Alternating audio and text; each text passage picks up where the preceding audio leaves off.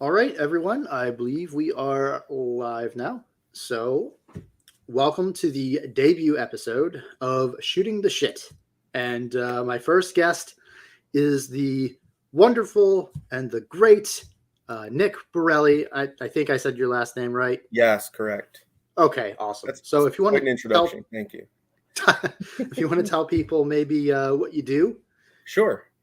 Um, I run the book blog Out of This World SFF, mostly focused on speculative fiction, science fiction, fantasy, occasionally horror. Uh, yeah, I just do book reviews, giveaways, cover reveals, stuff like that. Yeah, and I don't know if you post your stuff outside of Twitter, but that's where I've kind of interact with you a lot. Is there other places you normally post that? I'm on Discord. I'm also Goodreads. Let's see. Yeah, I post my stuff on Amazon. All my reviews I kind of cross post everywhere. So yeah, and Twitter. Twitter's Okay, my main great. hangout. Yeah. So okay, so it looks like we do have Luke showed up, Oh boy, starting and things off right. yes, exactly. Yes. Good evening, everybody. Good evening. And is this where the cool people are? I don't know because I did not think about Right this ahead here. of time. But Steve from Steve Talks Books is doing a Friday conversation right now. So, I was a little like, uh-oh, but that's okay. This is going to be a fun conversation, I think. I think so. So I mentioned Twitter, and I did that on purpose because, first of all, before we get into any, we have some topics we'd like to talk about. But before we get into that, I do just want to give a nice shout out to Nick because back before my channel even existed, I kind of postulated this idea about what would happen if I made a channel and it was hot takes discussion. And I think that you and Esme were like the two, you got to do this. And you specifically were like, hey, if you make this channel, I want to be on there. And so that kind of gave me that like push. I was like, okay, I'm gonna make this, and if I ever actually get to a point where I think I could do guests, you have to be my first one if you would agree to it. And so here we are. And so I just want to say thank you because perhaps without your input and your little push there and your offer to come on, such a fledgling channel, I might not be here. Well, it's absolutely my pleasure to be here, honestly. And I think it's a great idea. I honestly do.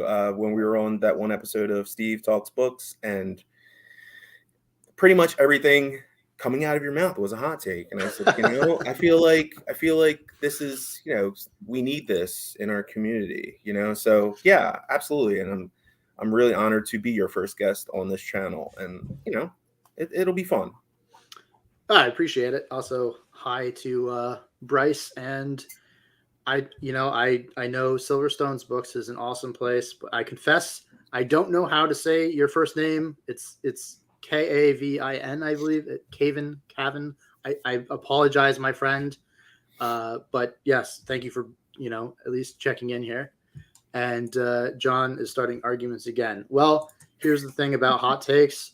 Often they do start arguments. They're not necessarily intended to most of the time. Oh, Gavin. So with a K. So it is Gavin. I'm sorry, man. I'm just terrible at this. Bring Jeff Sexton on next. Oh, That is. are we going to That start is. off with that topic? We'll get to that in a little bit. But first, before we kind of get into the nitty gritty of what's happening on Twitter, I do want to talk about Twitter in general because I think that one of the topics that you're referring to when we were on Steve Talks Books was right about the time that everyone was quitting Twitter. Yeah. And I think I made a comment about that, which, you kind of seemed to like at the time. And it was about that because it just seems like whenever anything happens, and you and I always seem to be on the same page here, whenever anything drastically alarming, or maybe not even drastic, but just potentially alarming happens, we have this flood of people who want to exit the platform, which again, I don't have a big problem with. I have a big problem with all the spouting on about it and then tweeting tomorrow. Yeah, it's like, if you're gonna leave, leave. You know what I mean? Right. It's the longest goodbye ever. Yeah. My thing with Twitter is with everything. It's like it's always kind of everything's the end of the world. There's never any like moderation. It's kind of like always in one direction or the other. So I kind of take everything that happens on Twitter with a grain of salt, because it's always like doomsday, and that's just the nature of the platform. And I've come to understand it now, and I get it. And so it's a necessary evil, because I need to be on there, because I mean, and I built up this great community of friends like you, who I get to talk books with every day. And, you know, I cherish that. But man, in the process, you have to wade through just a ton of just insanity. It's crazy. Yeah, between the doomsdaying and the drama, and you know, if you can avoid it, the politics.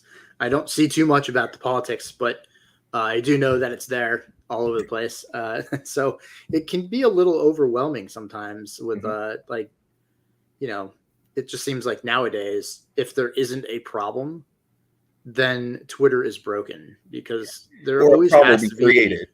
They'll Yeah, there create has to be the an issue. Yeah, it's annoying. And I speak as an author. You're speaking more as a reviewer, but you have a significant platform. I wouldn't say that I have a significant platform, but I would say that I get a rough estimate of 90% of my sales and reviews have originated from Twitter. I don't know if you're able to track like who views your site and from where they I do. come, And but yeah. okay. Yeah, actually, I commented on this a while back, and it's like probably 75 to 80% of my traffic comes from Twitter. So when people, this is another thing I want to talk about. The whole blue check mark thing is just getting crazy, and just the whole, like, if you get a blue check mark, you're dead to me. That's like the conversation now, right? It's like, you know, you're supporting Musk, like blah blah blah, and like I'm gonna unfollow you, I'm gonna block you. That's like, so for me, like, I don't want to buy a blue check mark. I really don't. I want to see how things play out. Like, I kind of want to see what my engagement looks like. But honestly, if he doesn't get as many subscribers as he's looking for, you know, my because I'm like not subscribed to the blue check mark, my tweets might start to be invisible, right? And for a person like me that depends so much on Twitter to get eyes on my content, that would devastate me, right? And I love blogging. I don't want to stop blogging, but that would be, you know, that would be what I would have to do, is just stop blogging should my, you know, tweets become invisible. And I'm just not going to do that, because I love it so much. I love reading. I love talking about books. So there may, I hope it doesn't happen, but there may come a time when I might need to subscribe. And I've said this before, I subscribe to stuff that costs more money that I use half as much as Twitter. So it wouldn't be like a killer for me. But I, you know, honestly, I don't want to do it. And a lot of bloggers kind of jumped into that conversation on Twitter, and they agreed with me. They were like, you know, I'm glad you spoke up. I'm glad you said it, because we're in the same boat. You know, like, you know, we need that visibility. And should that visibility, that algorithm clamp down on us, you know, we need to get this blue check mark to get it back, then that's what we have to do. And so I think there's that part of it that a lot of people don't see. They just think, oh, you got a blue check mark, you're a sellout, you know, like you're, you know, and it's just, it's more nuanced than that. And, you know, I appreciate the people who can see that. And like I said, I hope I don't have to. We'll see. I'm going to wait, see what my engagement looks like. If it drops off drastically, I might have to do that. Yeah.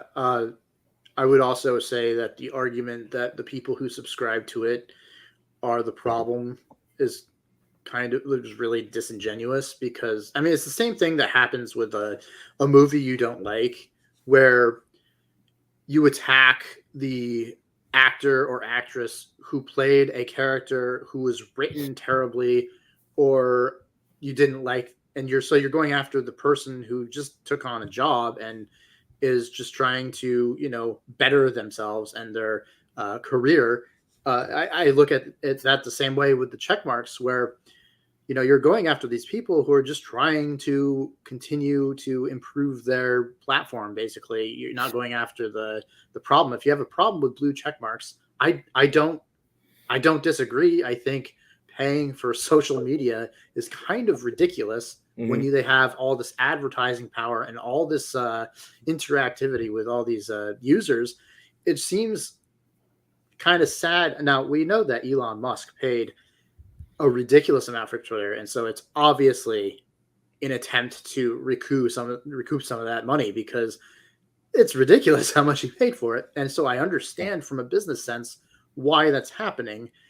But, if not enough people sign up for it, and I kind of suspect that might be the case, then things will change. But I can't imagine that Elon Musk would be dumb enough to suppress everyone into oblivion to try and extract payment, because if he completely kills the platform, he's screwed. And again, I might consider getting a check mark in the future if I have to. I don't want to. I think paying for social media is a sad thing. I don't want to, I don't pay for Facebook. I don't want to pay for Facebook. I don't like having to pay for something like that. They already make a ton of money off of our information already. But I just can't. I saw this. We've both seen this, where people are getting attacked and blocked and quote tweeted because they have a blue check mark, and it's like, are you serious? Like, just let them do what they want or have to do. Yeah, I just don't understand why it bothers people. Like, it doesn't matter to me. Like, you want to get a blue check mark, get a blue check mark. Like, how's that affect me? I don't get it. Yeah, I don't know. So Luke says, in the case of known and respected bloggers, I don't think an explanation would be necessary. And I would also add into that any other content creator, YouTubers, and then you if you just think about it for a minute, you could put in businesses, and authors are a business. So author, and then now you see why the ball is rolling and why so many people are trying it. But just seeing a blue check mark, and also what's insane about this is that now Elon Musk has changed the blue check mark to say this account.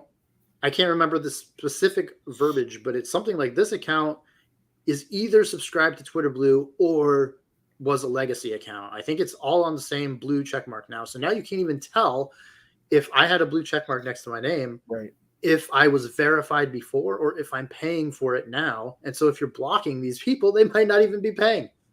Yeah, no, absolutely correct. Yeah, it's crazy. I mean, I think the whole thing is stupid. I think they should have just left it. I think he should have just left everything the way it was. But I mean, obviously, he wants to, institute these rules and whatever. Like, we have to live by them. So, but don't blackball people because they don't want to, because they have a blue check mark. It's like ridiculous. Yeah, I think that times are going to change and evolve, and people are going to change and evolve themselves, and they're going to try different things. And I get it. As a struggling, independent author myself, I understand. Oh man, if I just have to shell out, and I forgot the price. Is it $7 a month? It's up to $11.99 now, I think. Okay, yeah. So it's like that's expensive for a monthly service, but in the grand scheme of things, if you're hopeful, and I do mean hopeful, because it's hard to really be able to predict how this would impact that. But if you're hopeful, $12 a month, I get seen a lot more. That's a lot more sales. It's very optimistic thinking, but you can see why, when compared to any other form of marketing, that has a big appeal. Yep. If you agree or disagree with it, I understand either way, but I just don't understand. I can't associate with anyone that does this.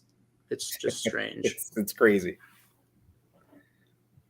See, this person the existence of blue check marks is relevant to me. Maybe at some point I get one, but I have no presence now, and I'm not concerned about it now. Exactly. So I also have no plans to get one, but and again, I don't care about getting the blue check mark for myself right now, but I just can go for it. Yeah. And I made a tweet about that a while ago where I just said, like, do what you want to do. I don't understand why we need to be, mass blocking these people. It's just, but this is kind of a good transition to kind of move on into the real hot topics of why we're here. And that's that people on Twitter really do like to make drama out of the most random things. And so the first thing that I want to talk about after just Twitter in general was actually a topic that you brought to my attention. I didn't know what was happening, and actually right after you showed me, another reviewer sent it to me, and I was like, oh my god. And that's the idea of an arc. And this is a very interesting topic because you're a reviewer, I'm an author. We have two different 100% different sides of where we're coming from here. But the gist of it is that someone on Twitter said, if you accept an arc and you don't review it, you are a thief. Now, I do understand perhaps what they're going for here. And I also want to clarify to anyone who doesn't know what I'm talking about, this person is not an author. Yeah. I believe they're a reviewer or blogger. And so that's even more interesting of a side to take, I think. But I want to throw it over to you and see what your opinion is on arcs. Maybe as a reviewer, you can give some information based on like what you do, how you accept them, why you might or might not accept them, your process, and then why you strongly oppose this take. Well, yeah, I mean, it is kind of it's an off the wall take. Honestly, like for me, it's I have this guilt complex anyway to begin with, and I don't need people calling me a thief now for not reviewing, for not getting to an arc. Like I already beat myself up, right? Because I'm a one-person blog, and it's part of the reason why I try not to ask for physical copies, because I feel like if the author takes the time to mail it out, that makes it even worse, right? So I feel like not getting to it then really makes me feel guilty, or not liking it and then not DNFing it and stuff like that. So I really try to request electronic arcs as much as possible, but it's just it's kind of like I feel like we have a symbiotic relationship, authors and bloggers, right? It's like you give us arcs, we review them. Like a lot of times I do stuff for free at no cost, like cover reveals. I'll do blog tour posts where it's basically like free marketing for the author, right? So I'm maybe showing a sample chapter, I'm showing artwork from the book, right, on my blog, for free. So then should I be saying that like the author's a thief for stealing my time for free, right? It's a weird kind of mentality, right? So yeah, when I get arcs, I really do. I will always try to get to everything. Okay, even if you give me a physical copy and it takes me 6 months, I will at some point get to it. Now there will be a situation where I might not like the book, and it's that I don't really review books. Very rarely do I review a book that I hated, right? So what I'll do is I'll normally reach out to the author and be like, look, this just didn't work for me. I appreciate you sending me the arc, but I'm not into it. I might try to pick it up later. Maybe it just wasn't the right time. So yeah, I mean, it's not a thing where I'm like trying to steal books, right? I really love reading, and I love getting these books for free, and I will get to 95% of them. Okay. So to have someone tell me that if I don't review every one, within a certain time period, like I'm stealing, is just, I mean, I can't even put into words how it's just offensive, and it's like the thing that it really bothered me about the tweet was it's not like, an opinion where I think you should really try to get 100%, as far as like, your reviews and whatnot. It was more like, I do things the right way. You don't do things the right way. You bloggers, YouTube, you better get in line because this is the way it should be done. Those are the kind of that's the kind of feel that I got from the tweet. It was like a lecturing tweet, like, I'm terrible at what I do because I don't review every single book that I get, right? So that's what sort of made me step back and say, that's not cool. And I think by the reaction on Twitter, I mean, he got dragged pretty good, and I think rightfully so. It's just, I don't know. Like I said, I try to get to everyone. I try to be do it in good faith, and I know I'm getting these books for free. I know a lot of times the author is spending money to get those books to me, so I'm appreciative of that. But yeah, it was just, it was really weird. It's a really bizarre. Yeah, I agree with basically everything you said. From an author's POV, I'll send a book, a digital book. I'll send a digital book to anyone who says, "Listen, I'm interested in an arc." Yeah, sure. It costs me no money. Now, I again, I agree that when you send out an arc, it's not expected that you're going to get a review. As an author, obviously, would love to get a review from every arc I send out. Is that realistic? Not generally, but when it's digital, it doesn't matter. I think when you get into the costs of sending out physical copies, which I just did that, and it was an average of about $30 to $35 a pop to send it to each person. That gets expensive really quickly, and so yeah, that hurts if someone requests a physical copy and then you send it, and then maybe they don't review it, and they give it away, and that's a risk that you take by sending it, of course. But still, it's okay. I think the only thing that I have a problem with would be if I didn't even ask, I didn't even put out a post, and let's say you contacted me and said, "Hey, I'm really interested in your book. I've seen a lot about it. Would you send me a copy to review?" Right. Now, even a digital copy, it wouldn't really bother me. But if I went through like a physical copy in the mail, sent it out to you, and if you don't like it, that is great. I have no problem with that, right? I understand everyone has a different opinion on books. That's not a problem. But if you just kind of like silently ignore it, and then maybe I see, hey, I'm doing a book on haul and my book's in it. It's like, oof, you didn't even tell me. Like, that hurts. And so, I've been in a couple book on hauls, and so that, always sucks. But none of them were the situation I just outlined. But I just think that if you're going to contact an author, request a physical copy, especially, and then kind of ghost them. I would just, again, I think it's okay to do all that. I would just really, as an author, appreciate, because, we're sitting there hoping and waiting. And so if we contacted you, that's like, I feel like that's one way of etiquette almost, where it's just like, okay, my hands are done. Whatever happens, happens. But if the reviewer contacts me, then I'm going to be a lot more eager, a lot more like watching. And then if they kind of just don't, I just wish, I would hope that they just give the courtesy of like, hey, I really, I appreciate that you sent me the physical book, but it just didn't work for me. And, but other than that, really, I think that the take that you're stealing the book is insane, especially if it's digital. The only way that could be considered stealing is if you are reposting it somewhere or something. Yeah. I just got this arc. Everyone read it. Yeah, it's just a bizarre take, I think. Let me just read this. Twitter doesn't mean it's very, very true.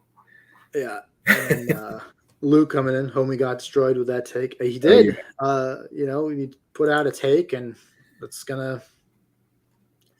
This person, Right Shifts, has accidentally accepted an arc without understanding what it was, never actually read the thing, and don't know what email account I had it sent to because I thought it was spam. But that's like, 5% of ARC books that I send out, I'm just automatically like, okay, they're never going to even look at it. Yep. No, absolutely. And then I think earlier in the week, or was it last week? And so there's the other side of the coin too, where I think there was like somebody complaining on Twitter that the NetGalley percentage is, it's not, it's not cool. 80%, how do they expect us to, stay above that? And it's like, well, it turns out the person requested all these ARCs. And it's like, well, yeah, they're not going to just give you free books, right? I don't know how NetGalley works, but you so have to request every single book you get, right? So yeah, so what you'll do is they ask you to keep a percentage of like 80% reviewed to requested, right? So, you request a bunch of books, you review them, and then your percentage goes up, and you have to try and keep it above 80%. Now, that's not a hard and fast thing. Sometimes, I mean, I've been under 80%, and they've let me slide. Right now I'm above. So, but yeah, and basically, you're requesting a bunch of books. They're giving them to you. They're expecting you to. I mean, I don't see the issue with that, right? You're getting books that you would have to pay $30 for, right? Hardcovers. And a lot of times you're getting them 6 months in advance, right? Because a lot of these are going up months and months before anyone else can read them. So far be it for me to defend a corporation, but or a company, but I just think that as a reviewer, NetGalley is a boon to me because I get so many cool titles so early. And it's like, yeah, you have to review. That's the deal. There's a give and take. You don't get to just take. NetGalley is an independent service that's not run by authors or reviewers, right? So they have an obligation to fulfill both sides, right? Like the both publisher, needs, And so that's why, I think 80% is pretty decent because not every book is going to be reviewed, and I think they understand that. But if you're below 80%, I do understand why perhaps NetGalley, maybe not publishers, but NetGalley would be like, well, we don't want to keep sending these books out to people who aren't going to come through for the authors who are using the service because, like you said, it costs money. And this comment here, Holly says, even if I don't get to an ARC right away, I will immediately show it off to nearly 20,000 people on my YouTube channel. That should be good enough. And you know what? That's fair. I sent my book off to, Holly has a copy, actually. She just did a video talking about it. But I also, back when I first published, I sent a copy to Patrick Leo. And I sent a copy to Mike's Book Reviews. And both of them have a big platform. Both of them showed it off in a book haul. And both of them, when they showed my book off, it was 2 different days, and I sold more than 20 copies both days that they showed it off. And so, that's a lot of exposure.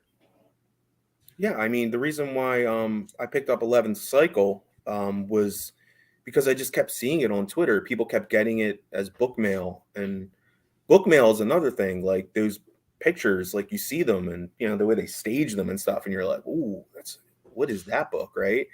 And so I kept seeing 11th Cycle, 11th Cycle, 11th Cycle, and I was just like, you know what? I very rarely reach out to an author, but I had heard that Kyan was very receptive to stuff like that. So I reached out to him and I said, hey, I'm seeing your book everywhere. Can I get an ARC of it? And he was really kind and he sent me one. But yeah, I mean, it's just even talking about a book on Twitter or in social media, anything, YouTube, whatever, you don't even necessarily have to review it.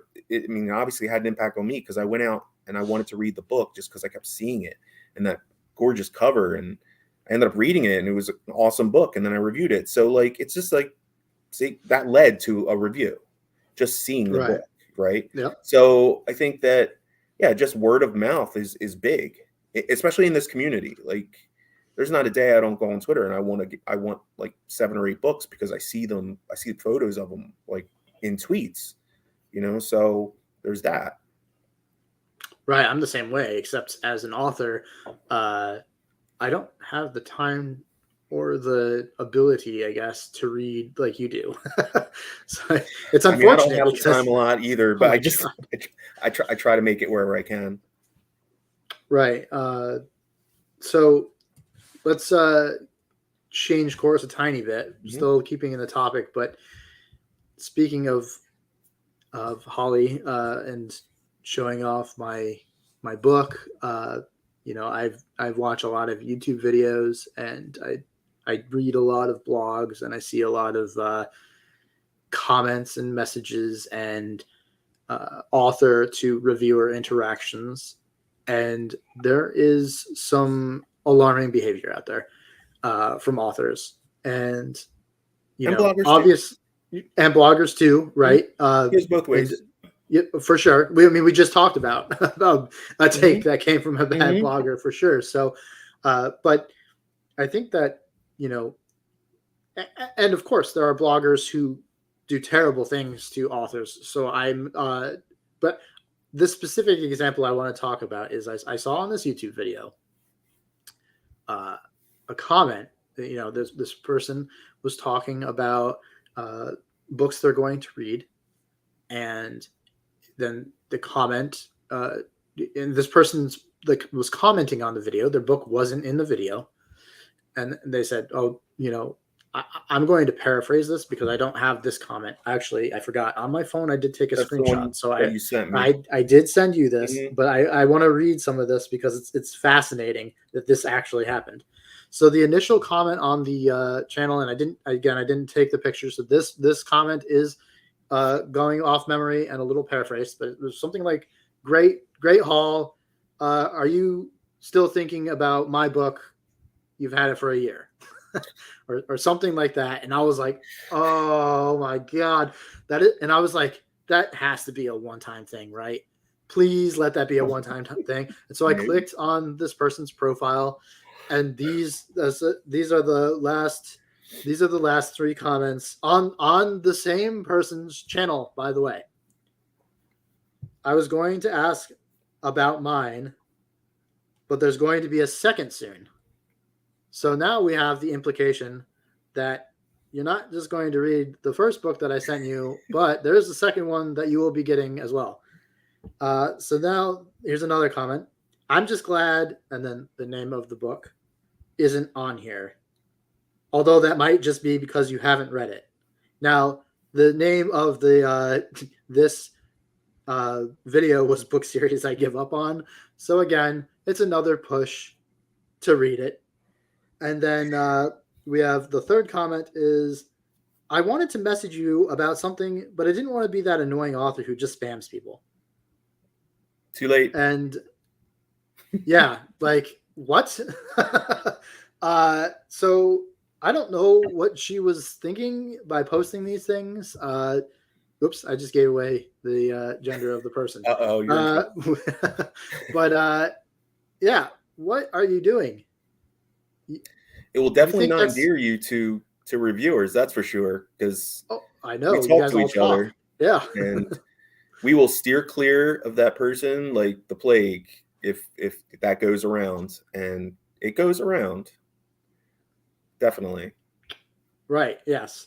So I actually am friends with quite a few reviewers, and I do sometimes get looped into some things that have been mentioned, which is kind of interesting, but shocking. The things that happen. I mean, Yeah. what is your immediate response to? Let's say a year ago I sent you my book, and now maybe I waited, let's say 3 months, and you didn't read it, and now so every month since the 3 months, when I see you post, let's say a review, I comment and say, "Oh, Nick, this book sounds great, but you know what else is great? The book I sent you." My book, right? I'd be Yes. mortified. Oh my gosh. Like, honestly, and I'm nicer than most because there are people that I know that will just quote tweet a photo of that and out the Oh person yeah, and be yeah. like, yeah.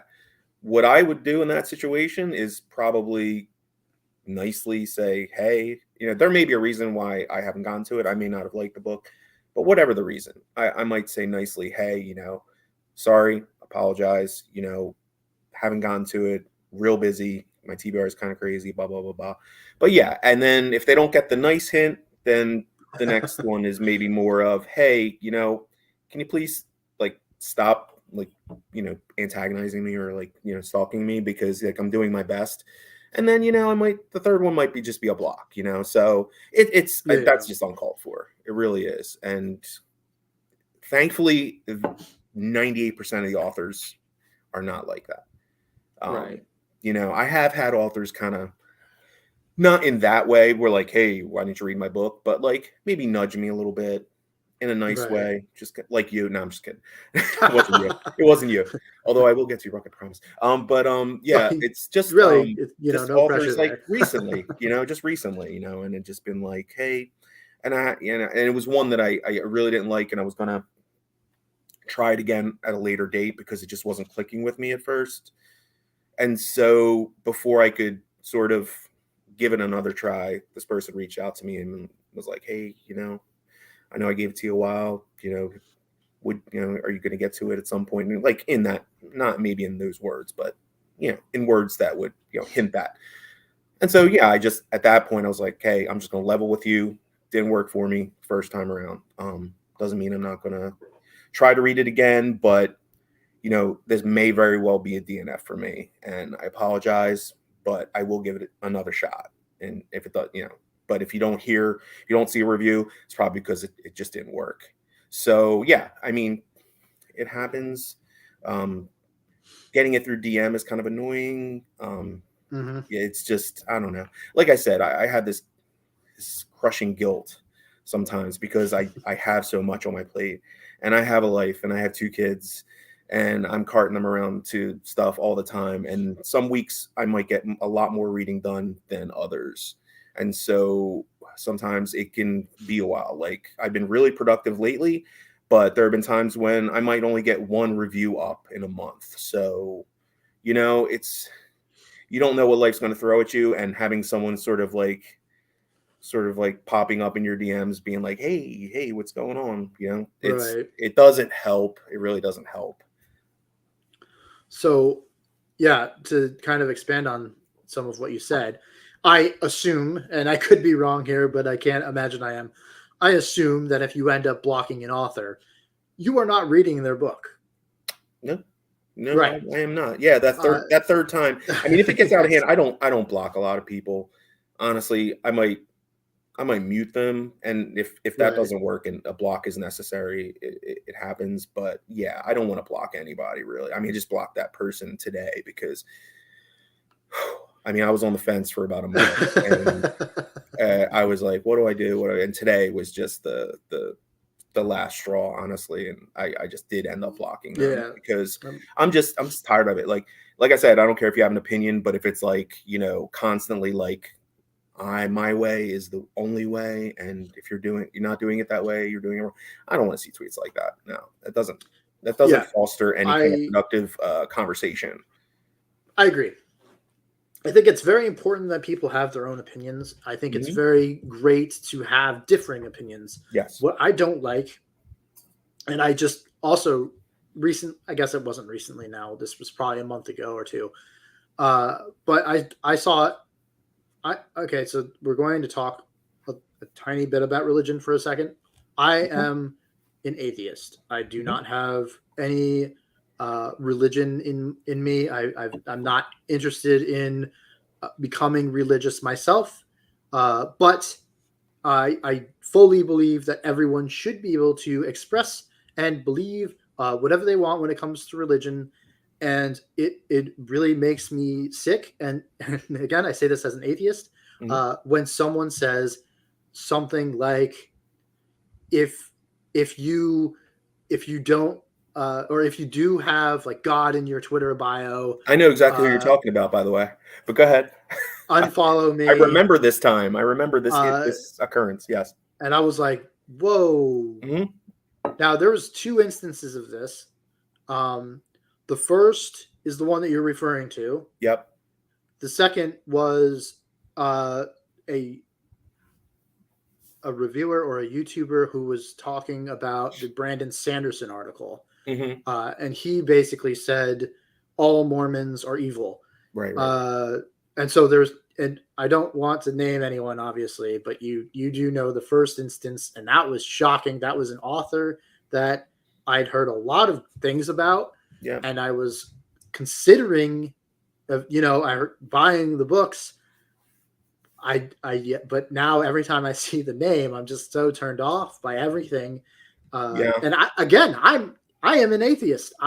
Yep. I to some degree, obviously, I kind of agree with the points that he was making, but no, it's not my, and again, he's an author, I'm an author. My opinion is, I don't care what your opinion is. If Yeah. you want to buy and enjoy my books, awesome. I love that. I Yeah. can't imagine telling a whole group of people, Yeah. listen, I don't want you to buy my books and I don't want you following me. What?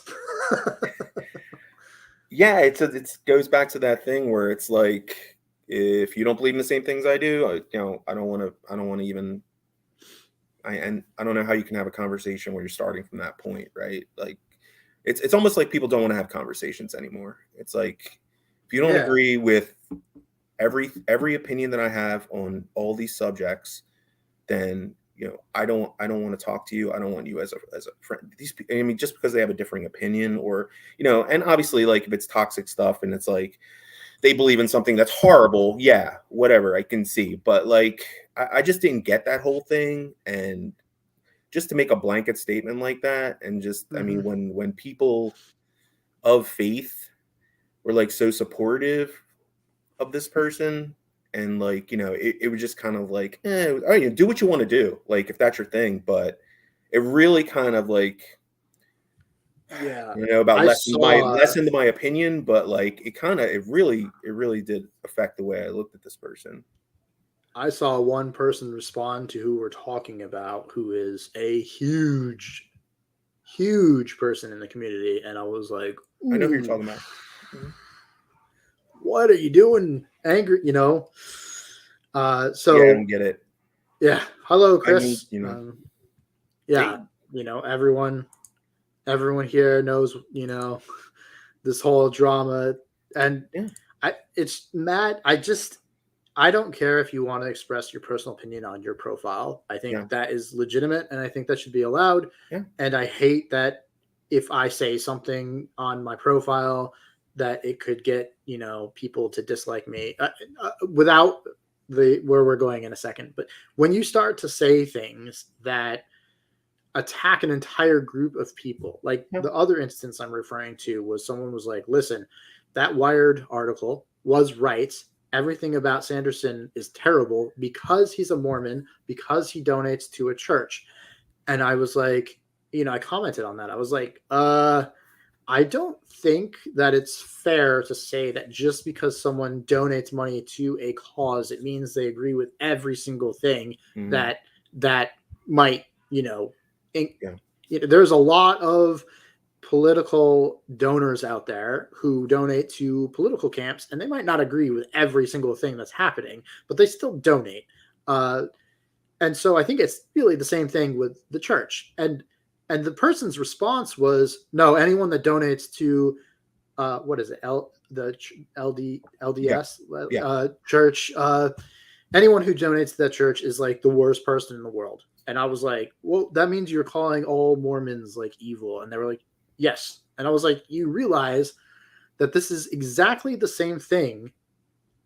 It's like a parallel of what happened during 9/11, when every single Muslim person right, was hated because of something that some jackass did.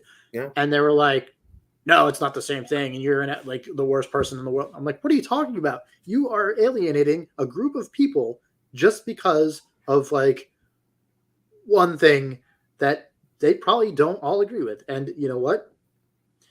It's disgusting to me when people, and this doesn't even have to be a political or religious conversation. yeah. I could say something as simple as all people that wear baseball hats are Oh assholes. man, Right. Like, what?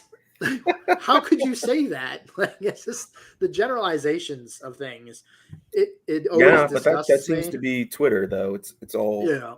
it's all blanket statements. It's all just putting people in boxes, really. And like I said, I've gotten used to it now, and I approach everything. I know that I'm gonna every time I pop on Twitter, I'm gonna see something that infuriates me, but like I can't let it consume me. Like Yeah. I used to, but now it's like, yeah, whatever. And like half these people, I think, just do it because they just want attention. I mean, a lot of the time, there was that one author in the whatever, and he was going off about like women. Remember talking about like Hmm. the one female blogger, I think I forget what his name was, but he was just for 2 week period he was like agonizing, and it was like, just don't feed into this guy's thing, that's he's loving it, Right. like he's Yeah. loving it. And it's like, but at the same time it's like it's a double-edged sword, because you don't want to leave it unchallenged, and then if you like speak out against it, then it's like people are like, oh my god, Twitter drama, you're just exacerbating the problem.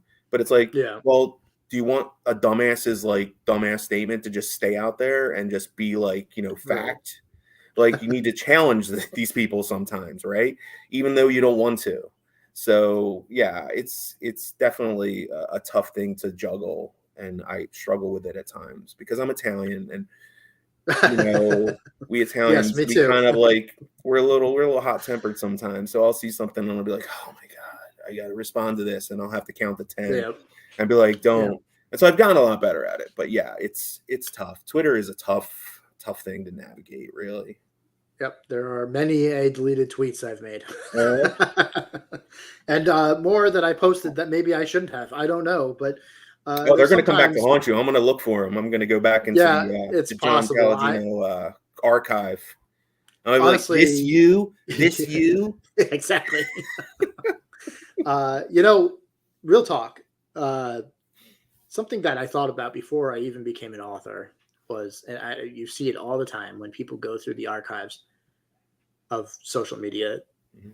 I specifically joined Twitter like right after I published. I think my account is a little bit older than my book, but I wasn't active until after my book came out. And so I've always, since having a Twitter account, been really, for the most part, I think, pretty careful in what I say and what I do. Uh, and mostly, I keep things geared to me, the community around me, and keep things positive and talk about, like my book or my opinion on a show or my opinion on news or whatever. And so I think that my Twitter is pretty for the most part, pretty stale when it comes to I'm going to look back and see what you did. Yeah. I've had my Facebook account since 2006. Wow. And when I was younger, not that long ago, even throughout my mid 20s to like early 30s, so maybe like 31, 32. I'm almost 35 now. So it's been a Mhm. few years where I haven't been doing this. I was purposely trying to piss people off through different things just to annoy them because you see it on Twitter. It's so easy to upset people Yes. through like the stupidest things. And so I said, and when I was younger than that, when I, in high school and early college and stuff, back when maybe language wasn't moderated as much as it is today, uh, I am certain I said questionable things. Uh, and so, if I ever become big and Don't they run go for through office, man. that, Don't yeah, run for office. They're gonna find it. right. And that's scary, but you can't, it's so hard to, it's not like I can scan through my Facebook. I think you can do a full purge, but I don't really want to delete Yeah. all of those years of like, that's crazy. That's a lot of stuff. And then, I'm going to get James Gunn or something. And You're gonna have that like all like the 9 tweets on like one photo of like yeah, it's all gonna be your like, dude, look transgressions. at the dates of those. I was a kid. So yeah, I don't like that. I really don't. There was a story that came out many years ago. It was about this young girl who had just landed the job of a lifetime working for, I think she was working as a photographer for a big magazine. I don't remember exactly the story, but she was like 22 and she got fired because when she was like 16 or 17 on Twitter, she said some racist words. I think I don't know. Again, I don't specifically know what happened, but damn, you got fired for something you said when you were a teenager. What person was not an asshole when they were 16? Like, it's just mad to me that happened. Yeah, it was so long ago I can't even remember. So I think I was an asshole. I just, even if you're not on purpose an asshole, it's just like, teenagers, they don't even have fully formed brains. Like, you are still growing. Your brain is still growing. You're still learning. The idea that I would get fired from a job because of some dumb thing I said as a kid, it's wild to me. It's just it's the danger of being on this totally public and visible thing. It's like, you better watch out. You better watch what you say, because there's a copy of it somewhere. It's like, it's forever. The internet is forever, right? It's what they always say. So yeah. So Bryce said, I'm constantly agree with thankful that. there wasn't social media when I was a kid. I'm so glad I've grown and matured since. And like we said, language has changed. And even if we discount all of this stuff, there is still going to, when you are a blogger or me, an author, and you're trying to grow your platform on social media, or you're making videos on YouTube, what do you have to do? You have to keep making content. You have to post regularly. You have to comment. You have to say things constantly. You have to film yourself talking, or you have to write, whatever it is, books or reviews. And you know what? Inevitably, I don't care who you are. Yeah. At one point in your time, you're going to say the wrong thing. And if you can't apologize or change because of that, you're just done with one mistake. I just think that's really sad, because it's when you have to constantly put out content, you are going to say, maybe it's an accident. Maybe it's an ill-timed joke. Maybe you just didn't know and used the wrong word, because I don't know if you know this, but over the last 10 years, language changes every day, it seems like, for different things. And so it's like, so today ignorant is an okay word to say, but tomorrow ignorant might be super offensive. And yesterday was okay, but now tomorrow you're attacking me because it's not okay. And it's like, but that was said back. Yeah. It's like, now it's a buzzword. It's like, it's offensive. Yeah, I hear what you're saying. Absolutely. And obviously, like, it's like, we're talking about like the words that are like, they're not like already like super like offensive, like racist terms. We're talking about things that are like used in everyday conversation, but that, like fat. Yeah, like a couple of years from now, they're gonna be like, oh, that's code for this, right? When that's not how you meant it when you said it, right?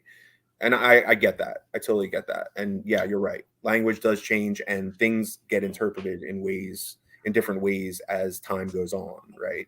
So yeah, like we're changing these books now that have words in them that people don't agree with now, but I think that's such a repulsive thing to do. I just they were written back in a certain time.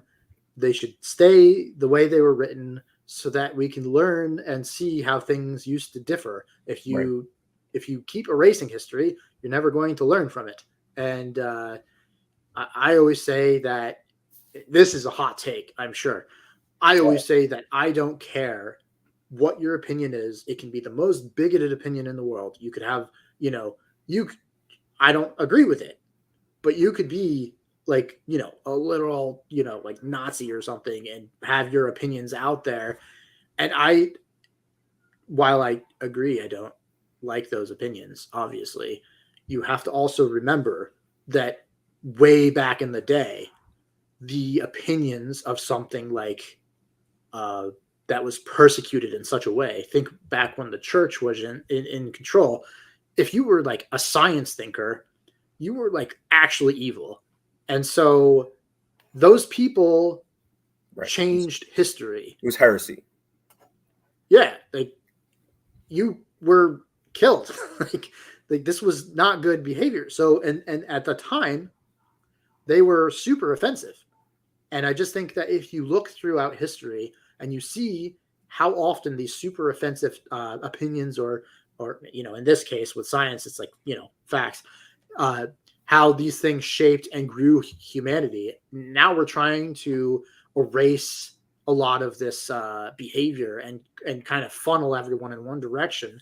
And I'm just like, but now you're going to possibly stagnate like growth and learning and kind of figuring out what's happening and preventing humanity from like progressing. I feel like when you're like, oh well, this celebrity does not believe this, so we all can't, oh, this person just wrote this, now we all just get them fired. And you know I do agree that you should be able to be upset by opinions and you should be able to call them out. I just don't like this idea that we all have to live in a box because it's the people that Well, have yeah, no always one can been have their outside of feelings the hurt. box. Yeah, it's always the people outside of the box that has Yeah. improved or changed society.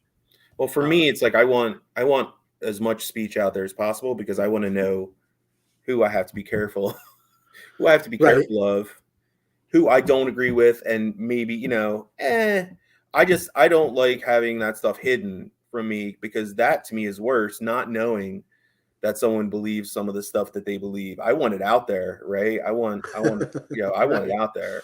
Like I want to know so that I'll be like, okay, I got my eye on you. But yeah, it's like it's weird. It's like yeah, it's like you said, it's like erasing like part of history and like at a certain point we won't forget all the bad stuff that happens. So we need to remember that. We need to remember that. We need to have that in our minds because, later down the road, what did they say? History repeats itself. So, you're not gonna learn from things if you're only keeping the good stuff in your memory banks and not the bad stuff as well.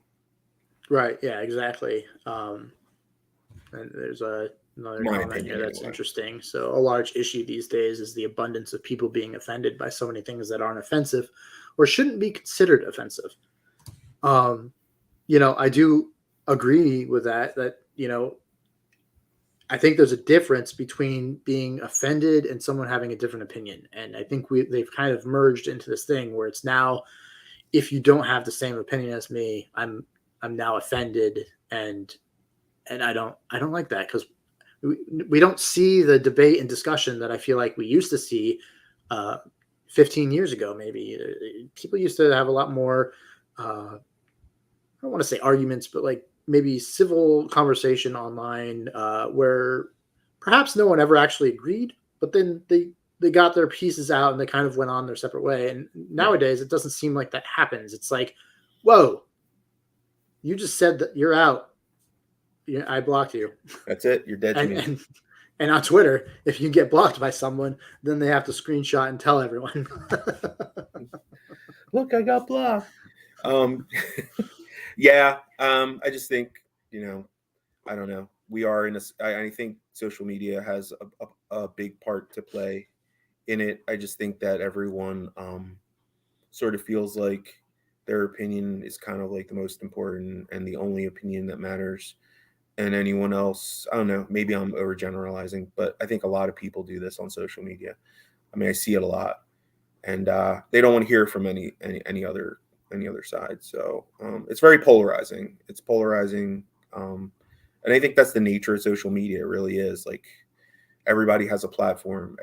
Everybody thinks that what they have to say is the most important, and if you disagree with it, I'm going to cut you off. So I don't know. Maybe I'm jaded. I don't know. Right. But like I don't know. You see it every day, so it's kind of like everybody's an enemy now. It's like, you know, if someone doesn't agree with me, as long as it's not something that's like super crazy or like offensive or like whatever, like I'm willing to hear you out. Like it's just now it's like it's just such a, everybody gets like, you know, it's like, oh no, we can't, no, you're on that side and I'm on this side. Right. Yeah, I Right. agree, It's Bryce. a race to be offended because you get more views. You know, Hot there takes.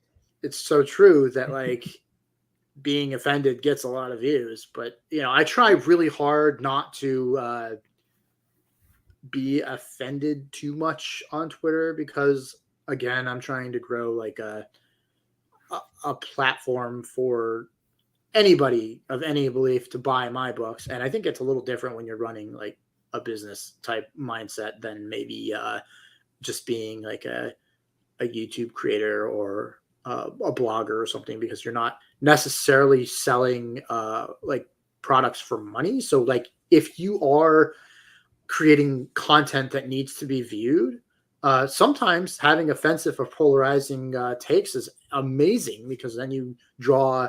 I mean, look at the Wired article, right? Yeah. You know that that's their best article they've ever written. Yeah. Right. It has to be. Yeah. Look at all the retweets and likes and and I'm yeah. one of them. And I did a video on it. Yeah. And I did get some pushback by people who were like, well, why are you doing that? You're just helping them. And it's like, well, I just wanted to talk about it. I don't even care that it's contributing. You know, they wrote the article. It's already out there. It's already blown up. I just want to talk about it because I have things to say. And that's, you know, it's kind of a catch-22 situation there where it's like, if I don't talk about it, then I don't get to say like what I want to. Maybe I don't.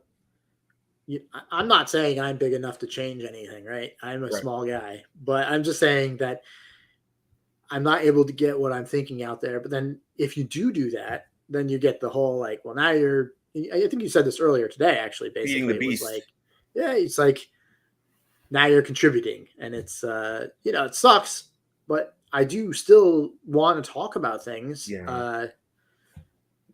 No, I So I try agree. and pick the right things, but It's like, yeah, they're gonna get this awesome attention that they want, you know, and it's like a lot of people, and it's just this instant, like, you know, yeah, we have all the, it was just so many people were like piling on and piling on and piling on, and it's like, well, like I said, it's just, do you want to leave it out there unchallenged? Is like, because it was absolutely uncalled for. I mean, reading that article, I mean, if you didn't have a reaction that was like, what?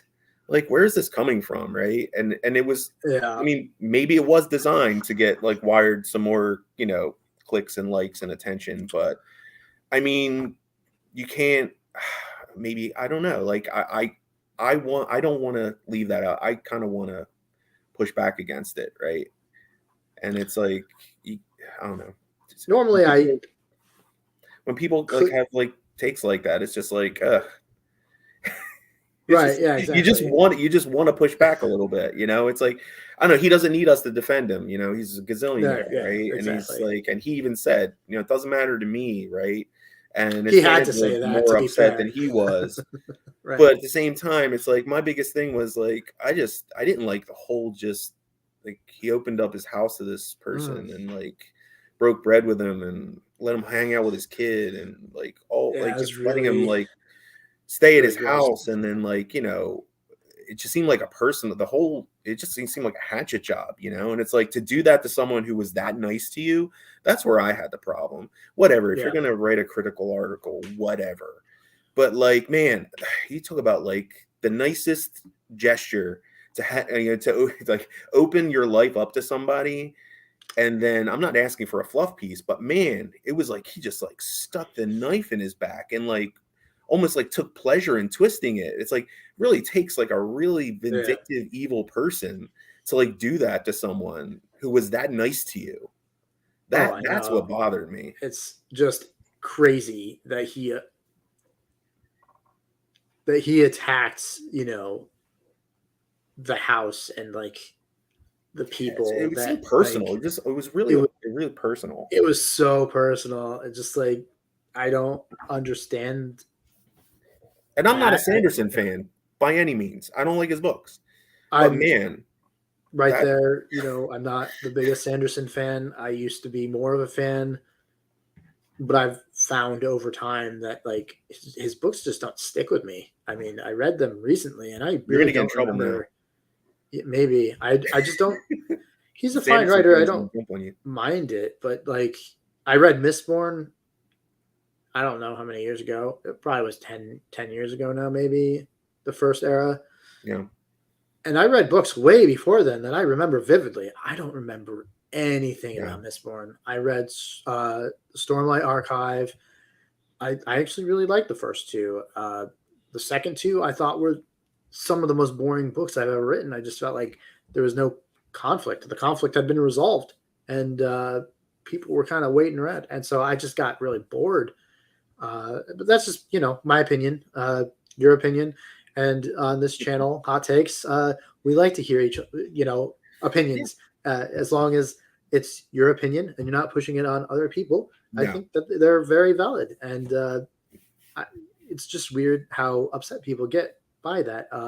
So I can go longer, but I just want to check in with you and see how good you are with Yeah, I when you mean, need to I'm get good. off. I'm good till about 8 o'clock. If that's cool, we can keep going. Great. So I kind of wanted to shift the conversation a little bit because we had selected 5 topics. We've kind of talked about the first 3 a lot, Mhm. and so maybe let's have a little bit more fun here. Uh-oh. So let's get into maybe some entertainment and media news.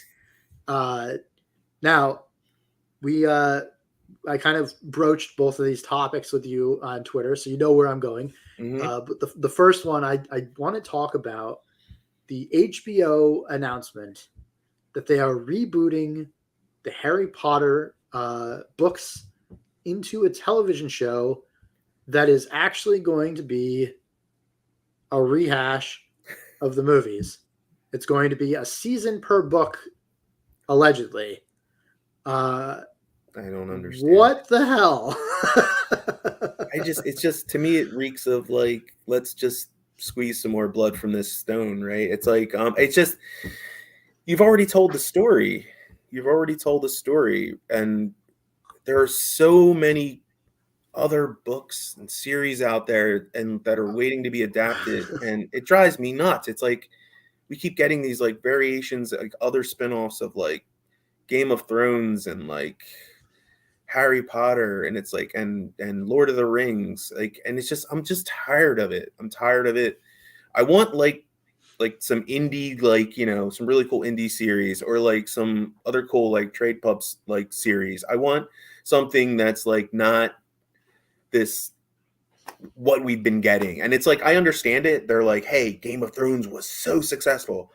Let's just keep making Game of Thrones stuff. And it's like, all right, whatever, if that's your mentality. But yeah, I don't understand the Harry Potter thing at all. Like, is it just like the same story, or is it like it is parallel stories that it is happen during the exactly same time? Like, I don't no, understand. it is exactly the same. Why? I don't. So I have a different opinion than you on this. I think that you're more of like a let's stop milking these franchises and move on to Yes. other media, which I do agree with. However, I do have a bit of a dissenting opinion. Okay.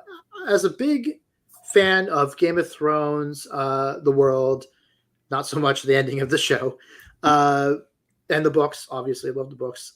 I'm personally a big Harry Potter fan. I know that's not everyone's thing, and we'll touch on Star Wars in a little bit. But Right. I'm a big fan of some of these things, and I love expanding. But my problem is that a lot of the expanding has been done very poorly, and obviously cash grabby, and Right. it's just I don't like that. If they could make things interesting, I'd be really into it. But with this Harry Potter thing, we're not even doing that.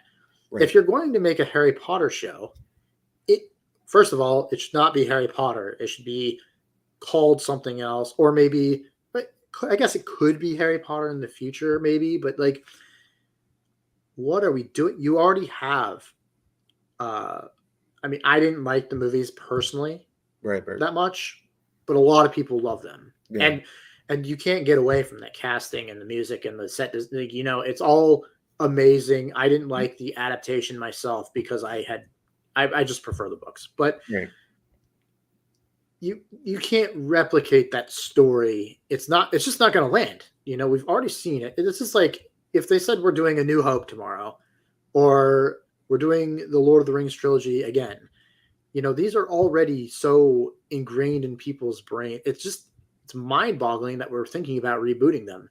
Right. The Harry Potter's like world, any of these worlds really, are so ripe for extra, just so big, so give us another vast. viewpoint. Give us like Yeah, Voldemort's story or something, or right? you know what would be cool? You go back in time. Mm-hmm. You have Voldemort in Hogwarts.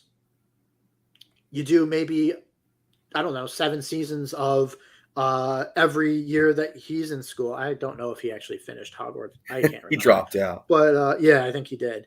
But you know, you could do like 6 or 7 seasons back then. Do anything. Why are we doing the same story? It's weird. Yeah, I don't understand that. I don't understand it at all. Yeah. What's the point? But now, to be fair, we got some comments here, so I'll go through them really quickly. So Chris says, please let Harry Potter die. It's time. Let it live on in nostalgia. There's other stuff to adapt.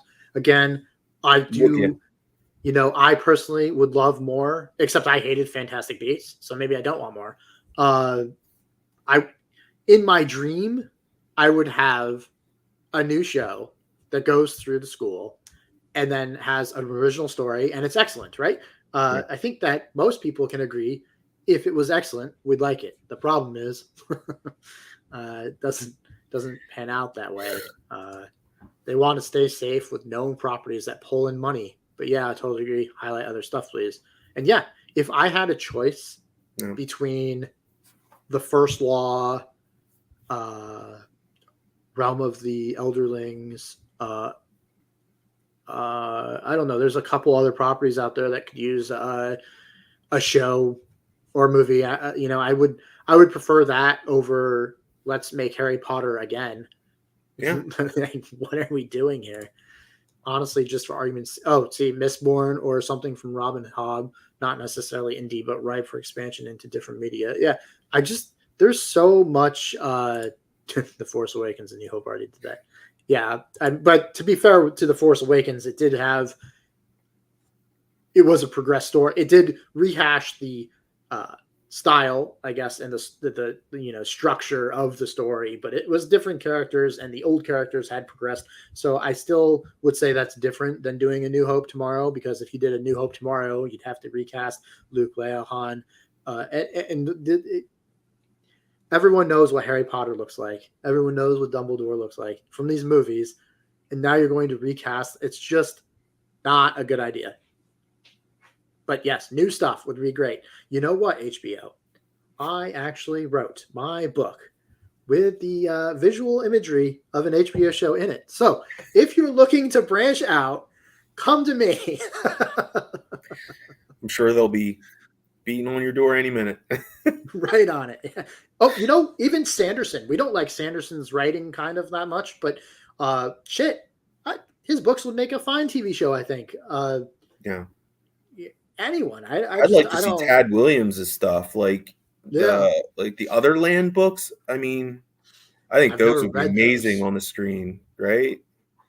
Yeah, I've never read those. I have the first one though. I do want to read them. I would love that. Even like I mean, if you're gonna go like classic fantasy or like high fantasy, you know, do Memory, Sorrow, and Thorn. Let's get that going. But like, yeah, I mean, there's so many things I'd love to see, like Tate Thompson series. I don't know if you've ever read them. I mean, it's like, yeah, I want to see aliens in Nigeria. Like, I want to see something completely different than what I'm seeing. Like, it's just, I'm tired of the same fantasy with elves and whatever. Now I'm going to get in trouble for that. But man, let's just expand it. There's so much great fantasy and sci-fi out there. I feel like we're limiting ourselves so much. We could have these amazing, and like channels like like platforms like Netflix and Hulu. I mean, there's so much room for this stuff, you know, to where there wasn't when it was just broadcast television. You know, there's just let's do it. Let's expand our horizons a bit. You know, let's take chances. Yeah, and then they do like new things. They do take chances, but then they do stupid shit. Like Yeah, I'm not a Witcher fan. Like I haven't read the books. I did play the game number 3. I did play number 2, but I didn't beat number 2. But I did beat number 3. And I did watch the first 2 seasons. Now, as a person who just watched the show and played the games, I thought the first 2 seasons, the first season was very confusing to me because of the weird way that they did the timeline and they didn't really explain it. So it took a while for me to get into it. But I actually really personally enjoyed season 2 for what I saw. But again, I didn't read the books. I've heard terrible things about it because it's like so different. And now I'm not even interested in The Witcher, and I'm not even a fan of the books because of what happened with Henry Cavill and how they, now he's not going to be part. I think he's in season 3, and then after that, he's not The Witcher. That's weird. Why would I want to keep watching it? But if you're not going to respect the material, I think this happened with the Wheel of Time and Rings of Power shows as well, where they just completely decided, yeah, we're not going to use the established canon. I am a bit more lenient on this stuff than a lot of people, where I actually like seeing differences. But if you want to make a show that's different, I would suggest, and this is something that studios don't do, I would suggest that you make original content in the world, which would be amazing. I would like to see that happen more often, but still adhering to the rules and the lore that happened in that property. Right. We talked about Harry Potter. I would love to see just a new group of people go through the school and do their own adventures. And, it's instead of Harry Potter, it's anyone else. I don't care who it is. Make all the characters Harry original. Trotter. No, I'm just kidding. Exactly. I mean, it would be great. I don't care who it is, but as long as you adhere to the rules of what's been established and stuff. But for some reason, the writers in Hollywood have this weird thing where they just want to piss everyone off. Yeah. And I don't get that. They want to rewrite stuff. Yeah. It's not sizzling enough for them. Yeah, it's strange. So speaking of writing, now we talked about Star Wars on Twitter for a sec. Now refresh my memory and let everyone know your background with Star Wars. Well, I mean, I grew up when the originals were coming out, so I'm an OG Star Wars guy. So I remember watching the originals on cable, like back in the day, and sneaking downstairs with my cousins to watch them. So, yeah, I go way back. And the prequels, I don't want to say anything bad about them because people get really annoyed because it's a lot of people's first experience with them. But I mean, if you grow up playing with the action figures when you're little and pretending you're Luke Skywalker and your cousin is Han Solo and whatnot, and through the neighborhood, and you just live and breathe it like I did as a kid. The prequels didn't do it for me. I'm sorry, they just did not. Yeah, I just thought the casting was off. Hayden Christensen, I thought was a bad casting decision, but that's just me. Yeah, so there was a lot that I didn't like about the prequels, and so the new stuff that came out, I only really watched the first one, The Force Awakens. I haven't watched The Mandalorian, none of that stuff. I watched Obi-Wan. I thought that was okay, but yeah, I just kind of. I think it's gotten really sanitized now, and it's just it's all about Disney's like production of it. And right. It's not really. It's just I don't know. I know I'm gonna like anger a lot of people, but I'm just I just didn't have time for it anymore. I still love the episodes 4, 5, and 6, and but no. So I'm going to maybe upset you. I don't know. Oh no. I actually had a similar childhood where I grew up.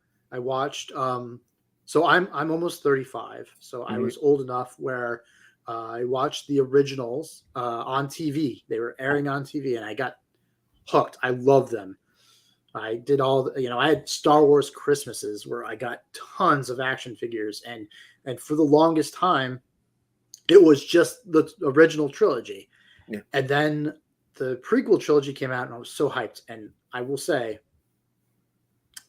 I do enjoy them more than the original trilogy. I'm It's sorry. okay. You're left. No, see, I'm not going to cancel you, man. I'm not going to be like, that's it. You're dead to me. Like, see, you can have that opinion, and we're good, John. Like, But I I don't think hate you. yeah, I think what happened with you and the prequels is now what happened with me and the sequels. Because I've seen all the sequel trilogy, and I've Mhm. seen everything that they put out. And the sequel trilogy, that destroyed so much of my love for the franchise. Unfortunately, now you said you haven't seen The Mandalorian, and No, I but would I know your say opinion of it recently is not good. I would I would say that as a fan of old Star Wars, I think you would really like season 1 and 2. Yeah, that's what everybody tells me. Um, but what the hell they're doing with season 3 is killing me. Right. It is nothing's happening. It's just filler. It's been almost an entire season of nothing happening, and it's depressing. And now I don't know how much of the new news you've seen. You probably don't keep up with it, Right. but you remember the Force Awakens, and you remember Rey. Yeah.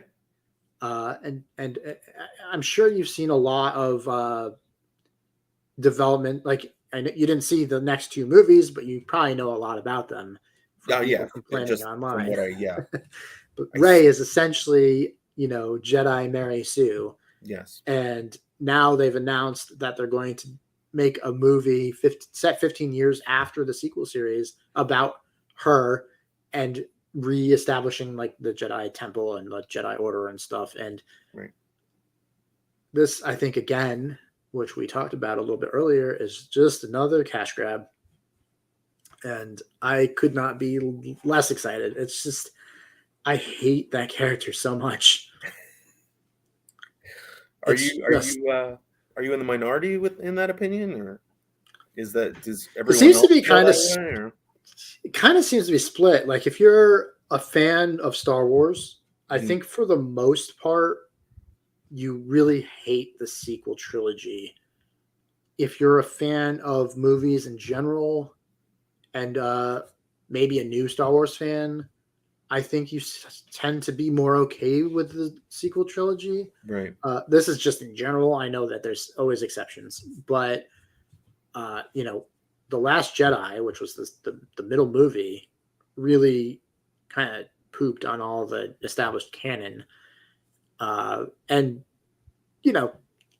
take that or leave it. I don't. Things can change. I don't have a problem with that, but Mhm. I just don't like the way that they did that movie, I guess. And now with this new Rey film, where it's like, I don't. Honestly, they could put her in anything, and I don't want to watch it because that's how much I just don't like the character. And a lot of people online, I hate this. A lot of people online will say, "Oh, you just don't like a girl Jedi." Has nothing to do with that. Right. There's so many female characters that I love in Star Wars and not in Star Wars. I don't care if she's a female. You could write the character as a male, and I'd feel the same way Right. because everything about this character is so unearned and just, in my opinion, disgustingly contrived. See, now you're making me want to watch them so I could see if I have that same opinion, or if I need to block you on Twitter. Right. Yes. Exactly. As knowing your tastes, I do think you would like Rogue One. Okay. That is the most grim dark Star Wars that I think exists. Yeah, that's everybody says that. Yeah, it's like really edgy and dark. I might want to check that out. I don't know that I'd say it's super edgy, but it Mhm. is a more mature story, and it's a really good story. And I think that you'd like that. everything else, I would not recommend to you. You might like Andor actually, but you don't watch Andor until after Rogue One. I don't think they actually spoil anything in Rogue One, but it's the same property, so it's made by the same director, same like character. It's actually a prequel to Rogue One, Right. but I think you might like both of those. I hated Andor, Right. but I fully recognize that you're a smarter guy than I am, so you'd probably like it. Way to stroke my ego, man. What did you think? So are you one of these people that like loves the Solo movie, or are you like you don't like the Solo movie? So Because the that's reason, the thing. so I have a hot take on Solo. Mm-hmm. I hated The Last Jedi so much, Mm-hmm. and Solo came out the year after. And my theory is that the reason why Solo bombed is because people fucking hated number 8. Yeah. But Solo the movie, now I have a few problems with it. Like I did not think that Lando was cast well, and that just never. Donald Glover as Lando did not work for me, and there was a few issues with the movie, but I do have the hot take that it wasn't as bad as everyone says. There was some really interesting things in it, and I really wanted to see a sequel because the way they left it off, Right. I was like, damn. And I know, again, that's kind of a hot take, so I really liked it. Overall, I had issues with it, but not as bad as people say. Because a lot of people I know like love it. They think it was like great. They were like, as far as like the sequel movies, it was one of the best ones. Of the new movies, Yeah, like the newer ones, actually, like Solo. I hate to agree with that, but Mm-hmm. I mean, it's I think you're true gonna. because I think Got to. that.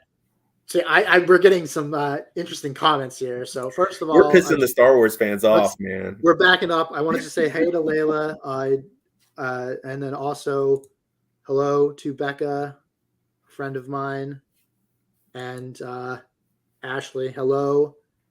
But let's get to and also hello, Jim.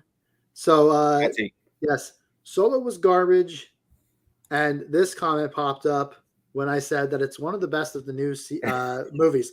But just consider for a moment, Jim. We got 5 movies so far, right? As someone who hates the sequel series, right?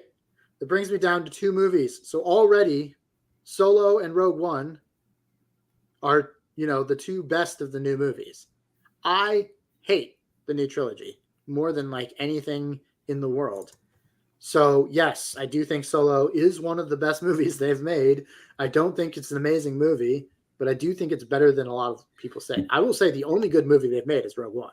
So wait, I want to dig down deeper into this, like because I know all I see is hate for like the new movies, right? That's all I see. Like I very rarely see anyone that likes them. Why? Like, give me like your in-depth analysis on why you hate those movies so much. Like, what about them do you hate? This is correct, by the way. What do I hate about the new trilogy? The sequels. Okay, so I went to the theater and I saw The Force Awakens, and I was so excited for it. But aside from the one big twist that I'm assuming there might be one person that watches this who hasn't seen it, I will keep it spoiler free. But there's one twist in it where something happens that was very shocking.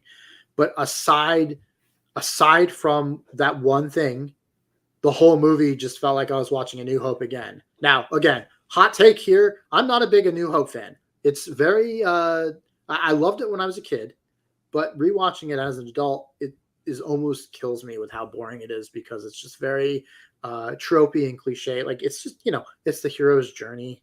Yes. Very done all over. Like, we've seen this a billion times. So it's hard for me to actually get through that movie now. I do really like Empire Strikes Back. And I've always had more of a soft spot for Return of the Jedi than most. But I didn't need to see that again, right? The Force Awakens, everything is the same. It was really annoying. And then we got to The Last Jedi, and I don't know I'm gonna try and say this without spoiling things in case you decide to watch them or someone else does. But the problem with that is that they did some things in it that broke established canon, and there was just some really, really dumb things that they do that made me laugh constantly, which is not good. No. So, and more generalized things that happen in both 8 and 9 are like character death fake outs, which I notoriously can't stand that. Right. Very important things are happening that seem like crazy decisions. Like you have to do this or you have to do that. And if you do this, which is probably, this is like the good, like sacrifice, but it's going to help you a lot more thing to do. And they always kind of choose that decision. And it always ends up happening that like the sacrifice part somehow gets nullified. Right. So there's a lot of like, oh, well, you did like the hero's thing, but you don't actually have to suffer the consequences. Good job. And that's constant. And then they really butchered just Luke as a character throughout the whole thing. And I'm not actually, this is a hot take. I know. Not a big Luke fan. Never have been a big Luke fan. I was always a Han guy. I always liked basically any other character outside of Luke more than Luke. I just, to me, he came off as like the stereotypical hero that was really boring, had very little personality, and, you know, got his way through the movies. And I just never liked him. But even as someone who didn't like him, the blasphemous way that they butchered him just did not make any sense.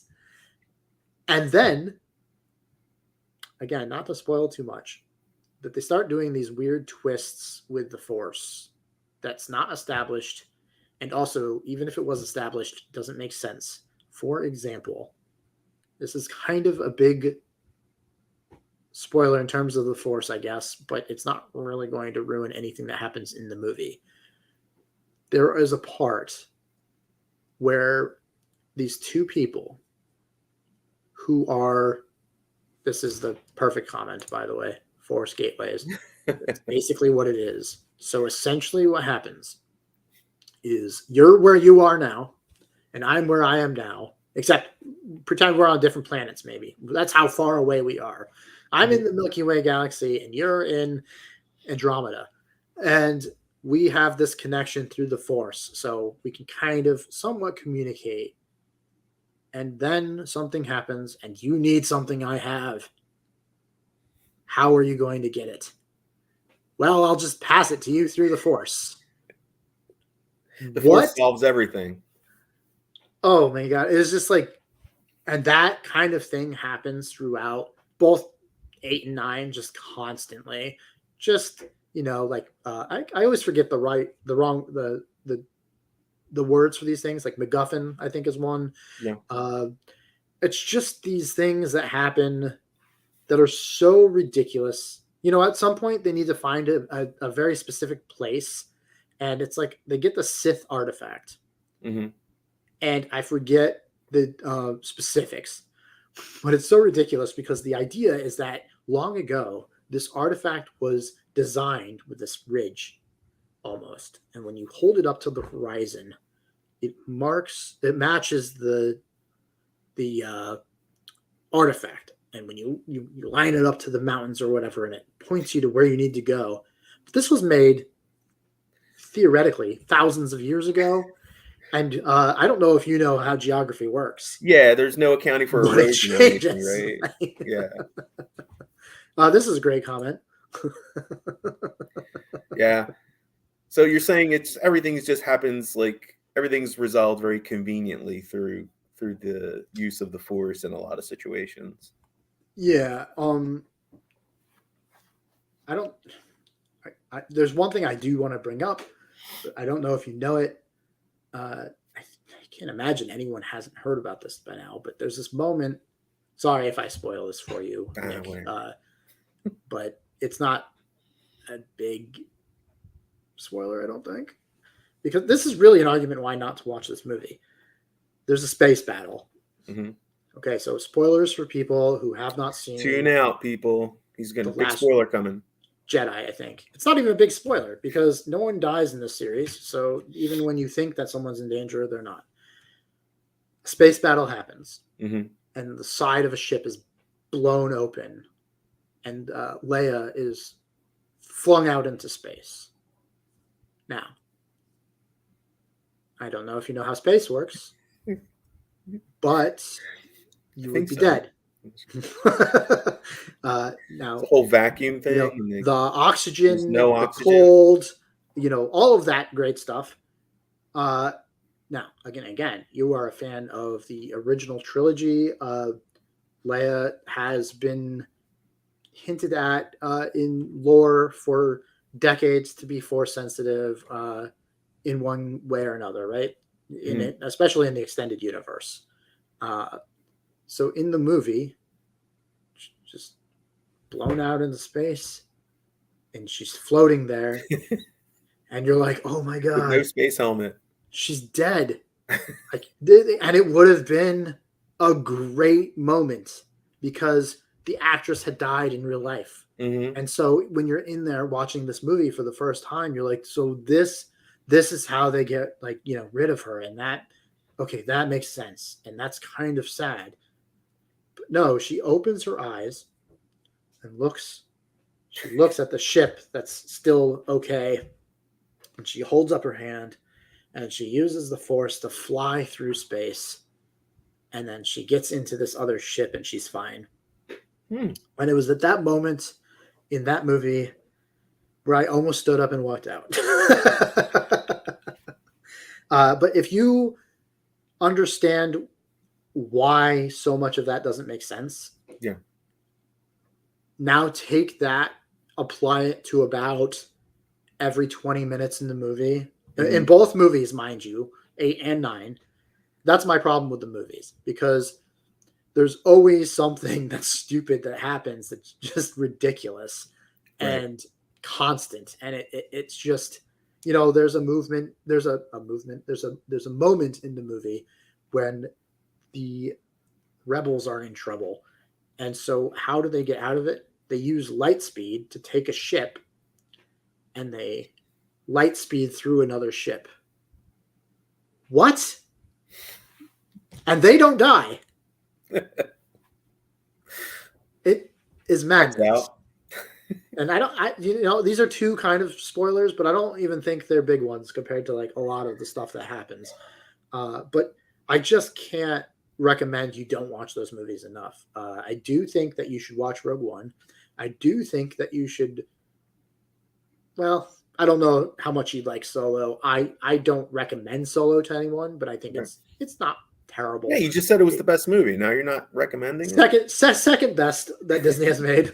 And then the shows. What, you've only seen Obi-Wan? Yeah, that's the only one I saw. Because it was quick. It was 6 episodes, I think. Yeah.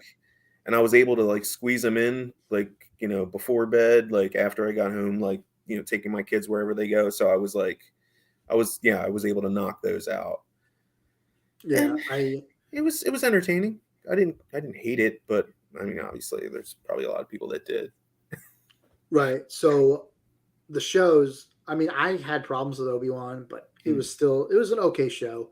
There were some massive plot holes, but if you can ignore that, for example, the fact that Obi-Wan does all this fighting, does all the traveling, lands, runs all the way over to where, another kind of spoiler, guys, but where he's going, I guess, where Luke is, all in the space that the same, it just took for the Inquisitor to get there, you know what I mean? And that was kind of crazy. Right. And so I just this comment there, and it's also implied that she did die from running. So I don't remember that. I remember it being implied that she was alive, but I only saw the movie once. You need to go back and watch it. No. That's what I like about John. He's confident even when he's wrong. I think that's in comment to Solo being the second best film. Okay, well, Jim, while Nick and I continue to talk, I would like to see your rankings from first to worst of the 5 movies that Disney have made. If Solo is not the second best one, let's hear it. So back to you, Nick. Shows. Obi-Wan. Mm-hmm. That's it. It was okay. I really think you should give Andor a chance, even though I despise the show. I think that you would like it. A lot of people really liked it. Andor has a funny story because I was the only person in the world excited for that show. Everyone was like, "You're crazy. It's going to be the worst show." And I feel like I was the only one that was like, "I cannot wait for the show." And then it came out, and I was the only person who was like, "This show fucking sucks." Yeah, I feel like everybody loved it from what I saw online. Yeah, I thought it was really slow and boring, and it didn't feel so much like Star Wars. It did have kind of like an HBO drama feel to it, and it is pretty. It's like a dark adult story. It's just it wasn't what I wanted, and I really think that me not liking it is a me problem. But I really think you would like it. Okay, I'll give it a go. The Mandalorian season 1 and 2. You'd probably like those, but not 3. And then the Book of Boba Fett. Oh dear, such promise, and then they Luke Skywalker to Boba Fett. Just ruined everything that made the character great. But you know. I think they should do. Well, you probably can't do it now, but I read the Thrawn books by was it Timothy Zahn? Is that his name? Yeah. Yep. I thought those were cool. I thought they should have went in that direction with the sequels. So this is an interesting thing that you just brought up because you brought up Thrawn and the Ahsoka. There's a new show coming out called Ahsoka, and they just released the trailer for it this morning. Okay. And in the trailer, you actually see the back of Thrawn's head. Oh, I did see that. Yeah, I saw that on Twitter somewhere. Yeah, I think Mike's Books Reviews tweeted something about that. He's not excited, but he's been out on Star Wars for a long time, and yeah, he's like me. Yeah, I mean, I have this fatal flaw where you just keep thinking it's going to get better.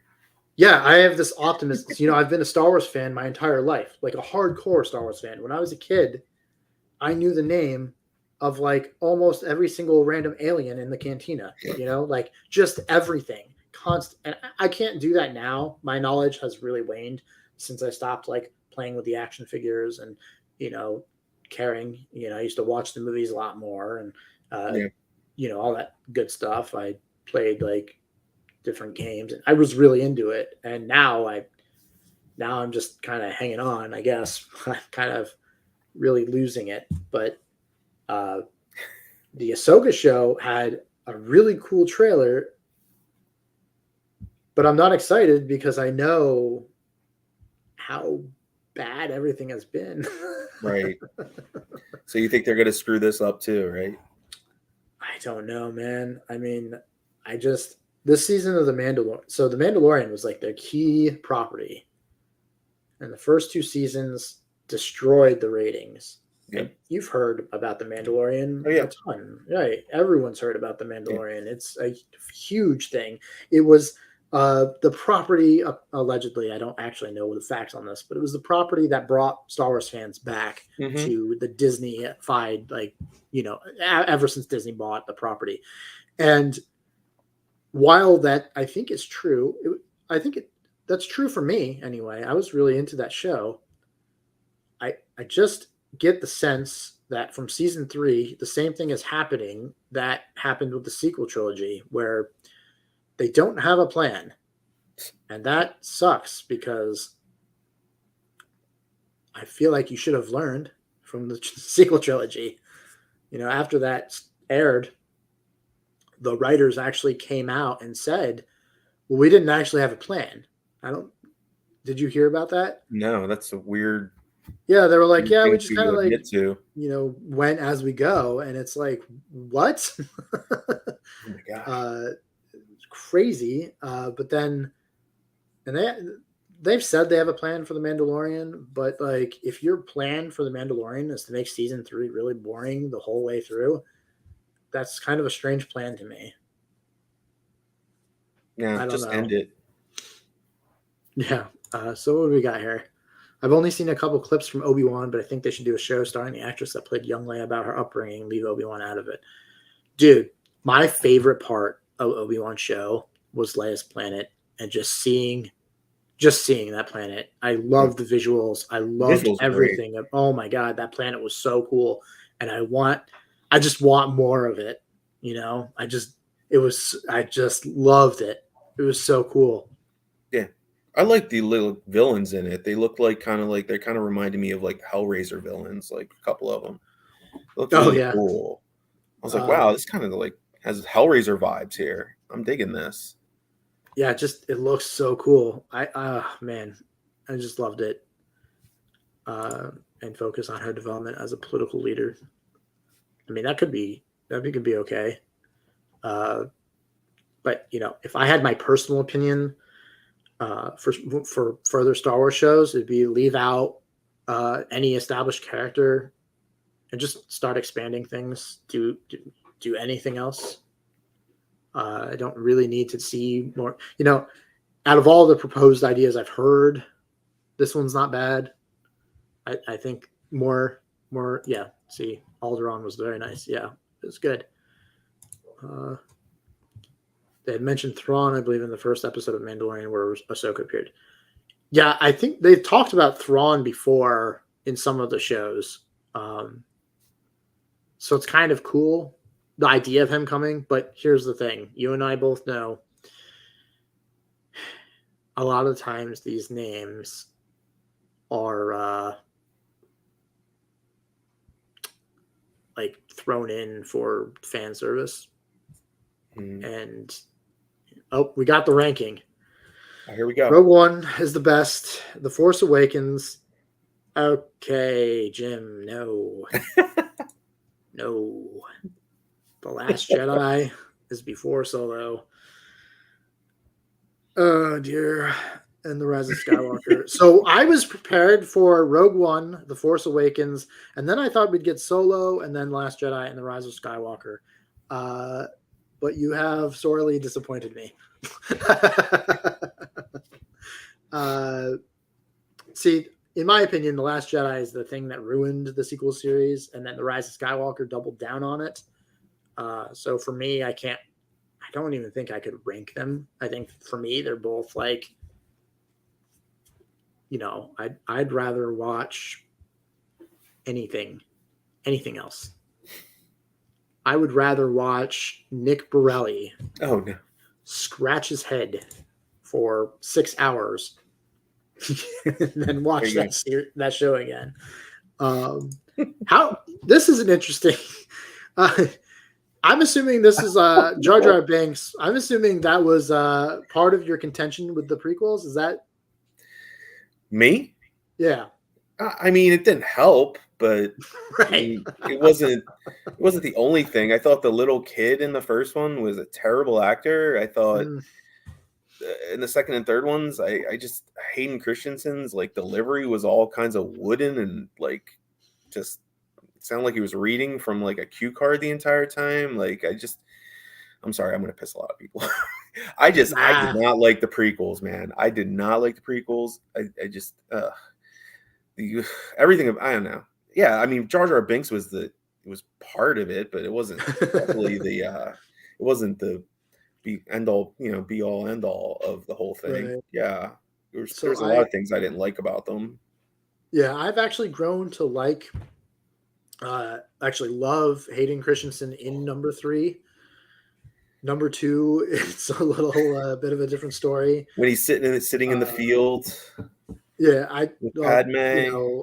Attack of the Clones in general is a little bit of a sore spot for a lot of fans. I rewatched the prequel trilogy not too long ago, like 3 or 4 years ago, And I actually remember thinking, wow, actually number 2 wasn't as bad as I remembered it being. And number 1 was a lot worse than I remember it being. One is bad. I can't get through that. So when I was a kid, I actually really liked 1 a lot. But Mm. as an adult, I'm like, what was I thinking? It's not a great movie. But number 3, and I know this is a hot take for you, maybe, but There we number go. 3, Bring it. just when I went to the theater of number 3, I almost walked out. If I drove there myself, I might have, because the first half hour of that movie was so weird feeling. It was like that space battle with no music, and there was no tension, that it just didn't feel right. Something was off. And I still feel that to this day, that the whole first, until they get to like Count Dooku, and even that part, it's like until they leave, that whole first like scene, it just didn't work for me. And I just felt like off the entire time. Right. And then after that, I love the movie. But that first part, I couldn't stand. But I do have the hot take that number 3 is my favorite Star Wars movie. In fact, one of my favorite movies of all time. Wow. Yes, I That's know. quite And a statement. I just really, from basically Order 66 on, there's so much of the movie that like I loved so much. I Mhm. understand why you wouldn't like it. I think maybe for me it was more of like the right movie at the right time, because until that movie, I'd always wanted kind of the more like more adult Star Wars. And say what you will about Episode 3, but it's definitely one of the most. I think it's the second most adult Star Wars that we've gotten so far in Mhm. terms of. I think it's rated PG-13. Now back then that was a big deal, because I think up until then they were all PG. I think now they're all PG-13, but like they don't really feel like PG-13, except for Rogue One, which is PG-13 and feels PG-13. And I think Andor kind of feels that way too, even though I have issues with it. But that's why I really liked it. I think at the time, because of how much like people are just getting slaughtered and some crazy shit happens. And I know it's okay. We can still be friends, Nick. It's fine. You know what? It's the one I hated the least out of the prequels. So Okay, so that's a good take, we have that because common ground. it is Kinda. easily the best. Easily the best one. Have you heard of the theory of Jar Jar being the Sith Lord? I've actually watched a video on that actually went through and explained how, and they go through and they show you clips from the movie and they explain everything. Holy crap. Did if it Jar Jar Binks, if they did this, now there's rumors that it was actually a plan. I don't believe that. I think he was just there for the kids. But if you watch that, there's like a video that goes through, it shows almost scene by scene that every scene that Jar Jar is in tells you from the point of view of like how it was actually. I forgot who, Darth Plagueis, I think it was supposed to be. I don't remember.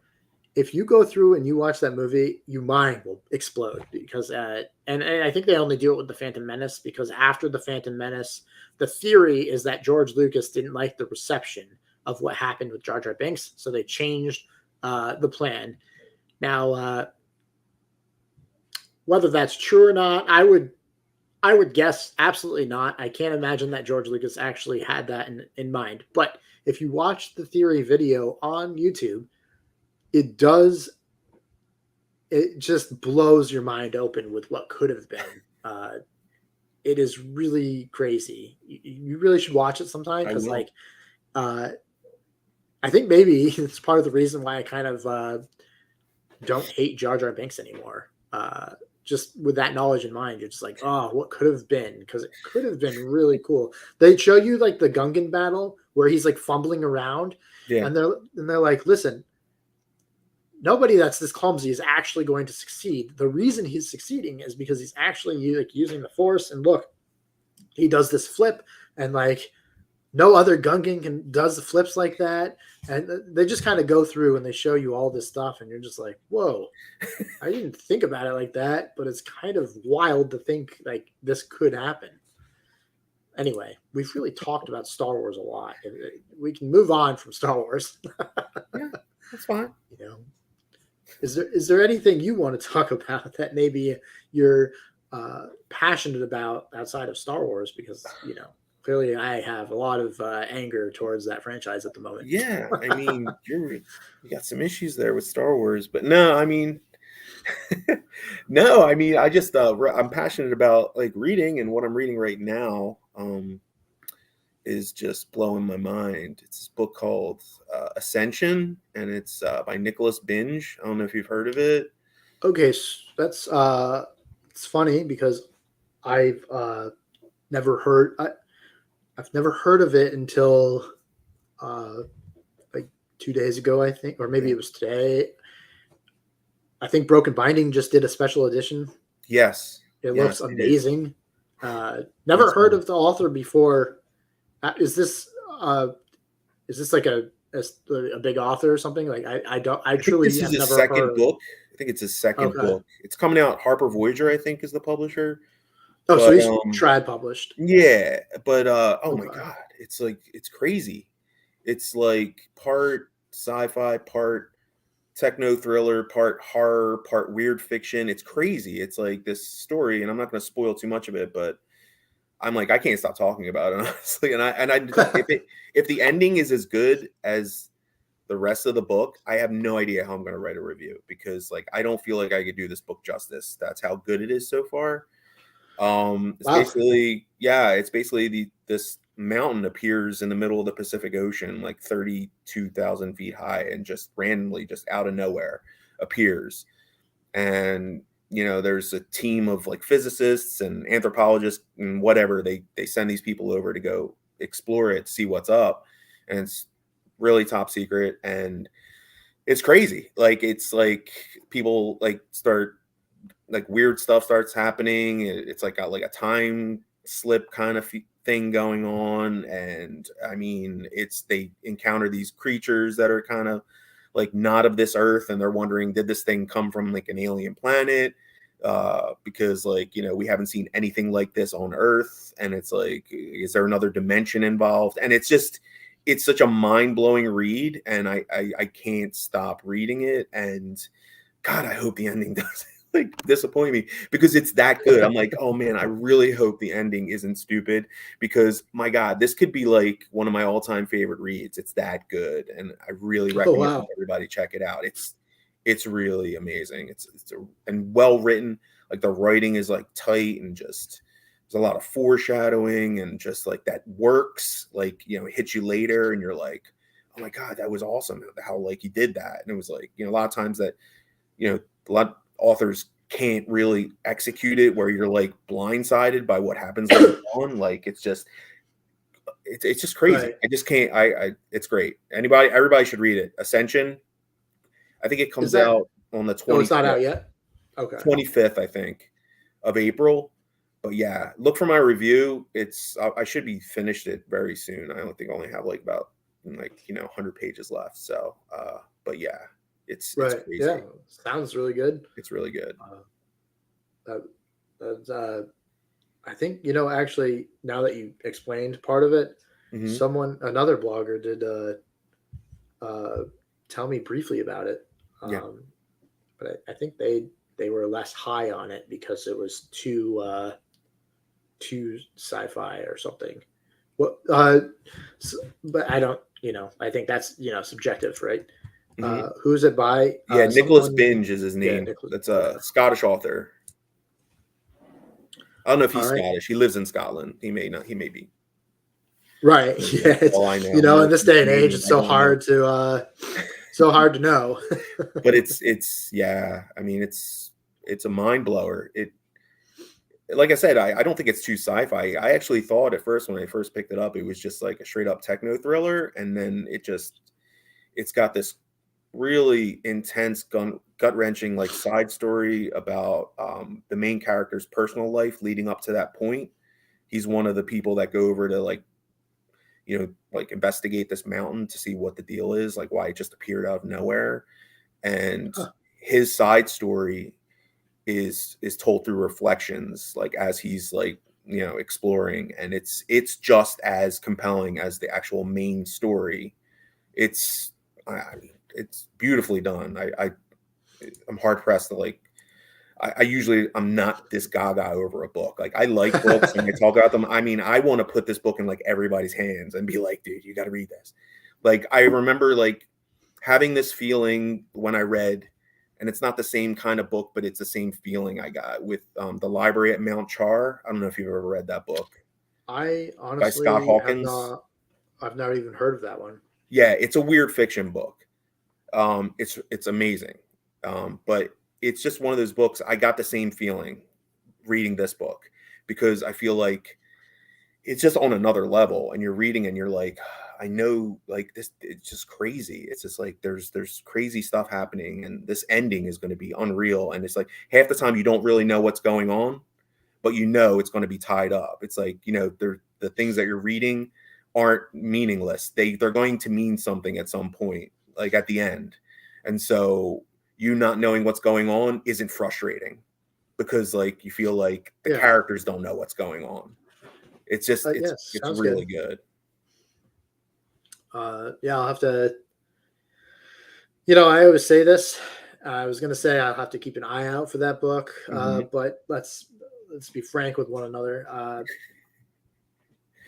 I'll say that, but I won't because my TBR right now is okay. Nowhere near yours, I'm sure, but Yeah, I read probably not. maybe a book or two a month, if that. Slow reader here because of writing for one, and there's only so much I can read before my neck breaks off or my back break. I'm a physical only reader, so uh, managing the book, Mhm. whether it's a big annoying hardback or it's a mass market paperback, either way, the way in which I have to read, I just it's either my neck or my arms or whatever. Something gets tired real quick, and I can only manage to do like maybe an hour or two, and then I'm like, okay, I can't do this anymore, unfortunately, uh, and so that's annoying. And I don't process audiobooks because I'm listening to it, and I'm one of those people who's always thinking, and Mhm. so even when I'm listening to something, I tend to just phase out, Yep. unfortunately. And I would, oh, man, I'd save so much money if I could read digitally. For the most part, some trad books are crazy priced, Yes. Yeah.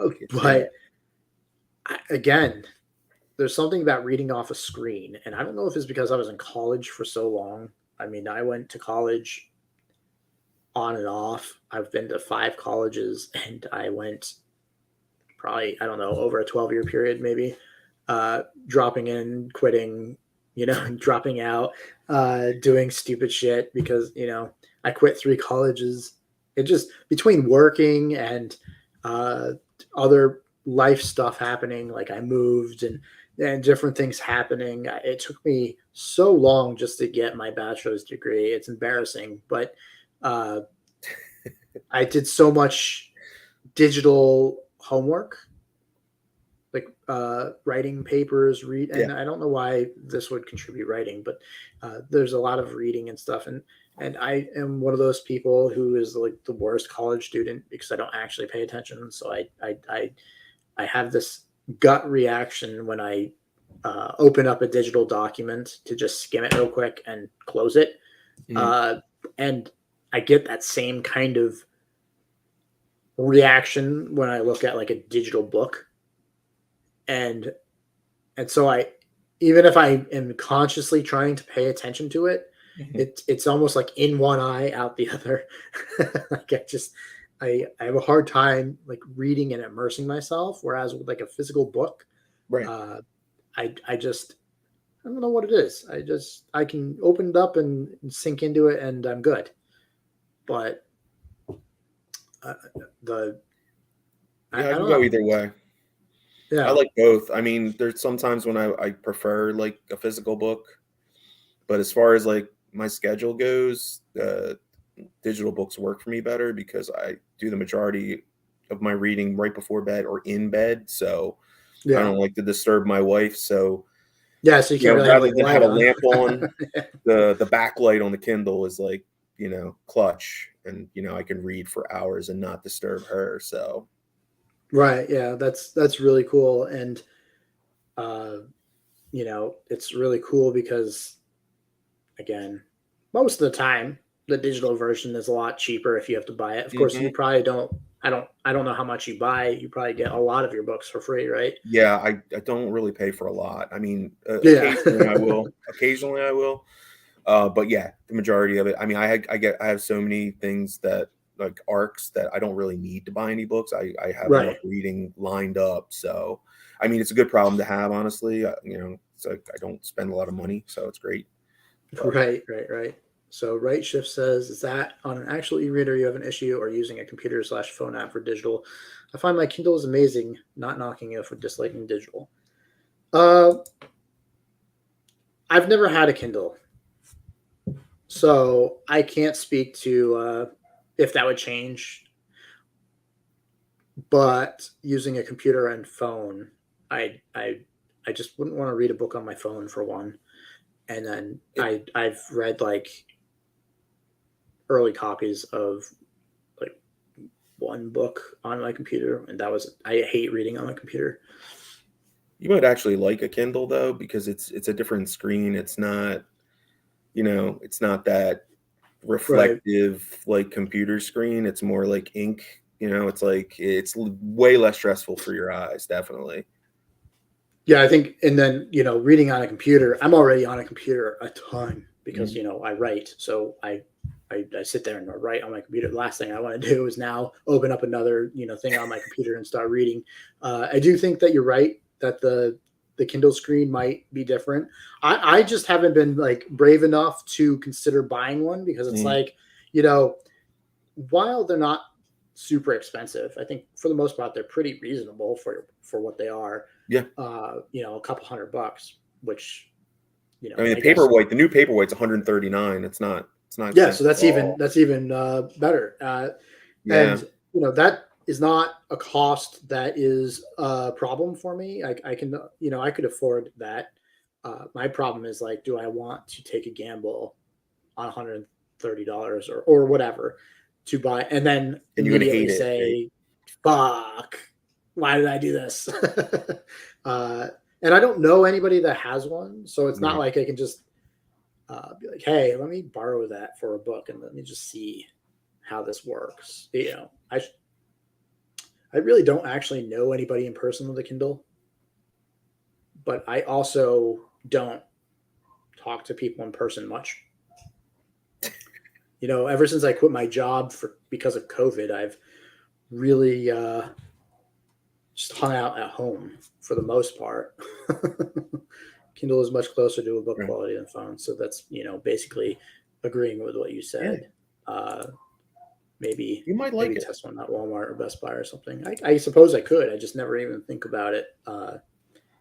And it would be in one way kind of nice, I suppose. I'm an author. I'm not even a reviewer, and I have people that do ask me to if I'd like a review copy, and I always turn them down mostly because uh, I don't read digitally, and most of the time that's what's Mm. offered. And a couple people are like, "I'll send you a physical copy," and I'm just like, I'll be honest, I'm a really busy person between writing and what little reading I do.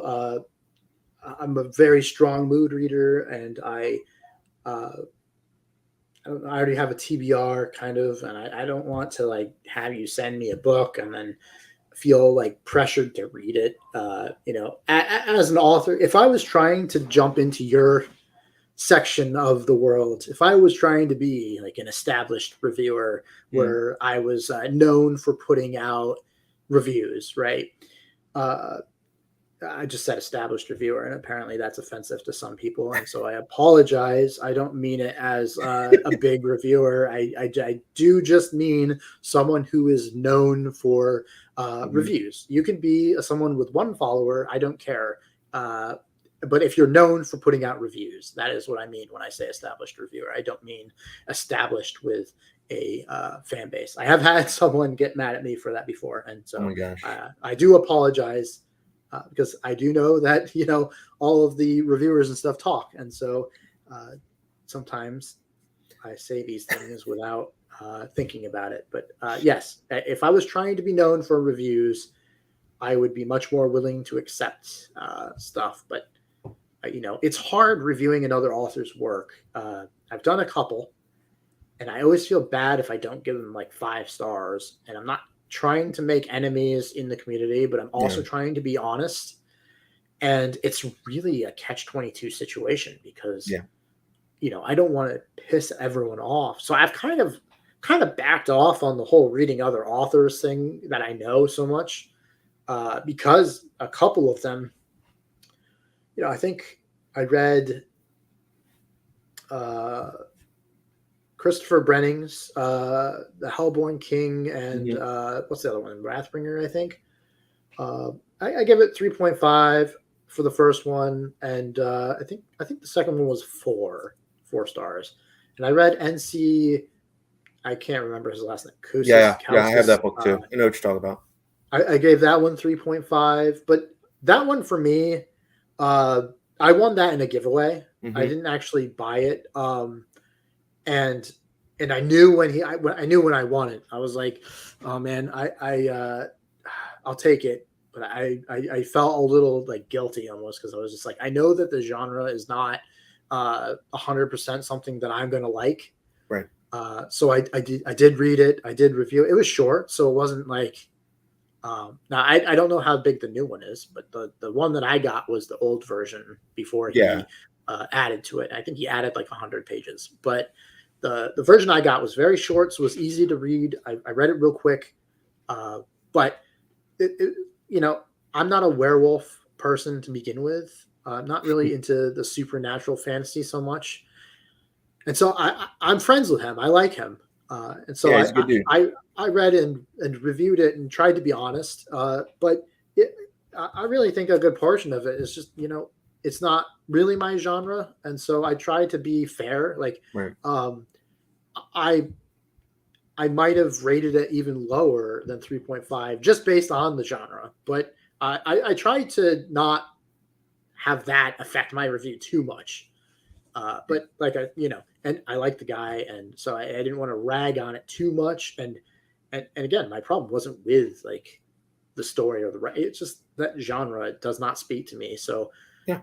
I did try and be a lot more like fairer with that, and focus more on like what I read rather than like, oh, I don't like this genre. And but Right. yeah, it's really hard when you know these people and Yeah. you're also an author trying to get other people to read and review your stuff. It's almost like conflict of interest. And Yeah. so It's I a little do awkward. understand. Yeah. Yeah, it's the same situation like with, I'm on Twitter, and if you're on there long enough, you're conversing with a lot of authors, and so, you become friendly with them. It's like, and then you're reading their book, and it's the same thing. It's like, oh, I have to give this like a not so great review. And it gets a little awkward, but it's like, you just the way I do it is,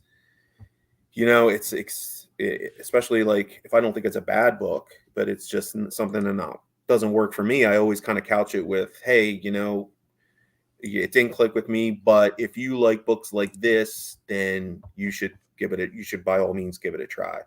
I never want to like totally slam the door on a book and say, because I'm not the ultimate authority of what is good and what's not. It's just it's my Right. opinion on how it hit with me, and if it didn't hit with me, I mean, there are lots of books that didn't hit with me that people love. So, I try to give it as an objective.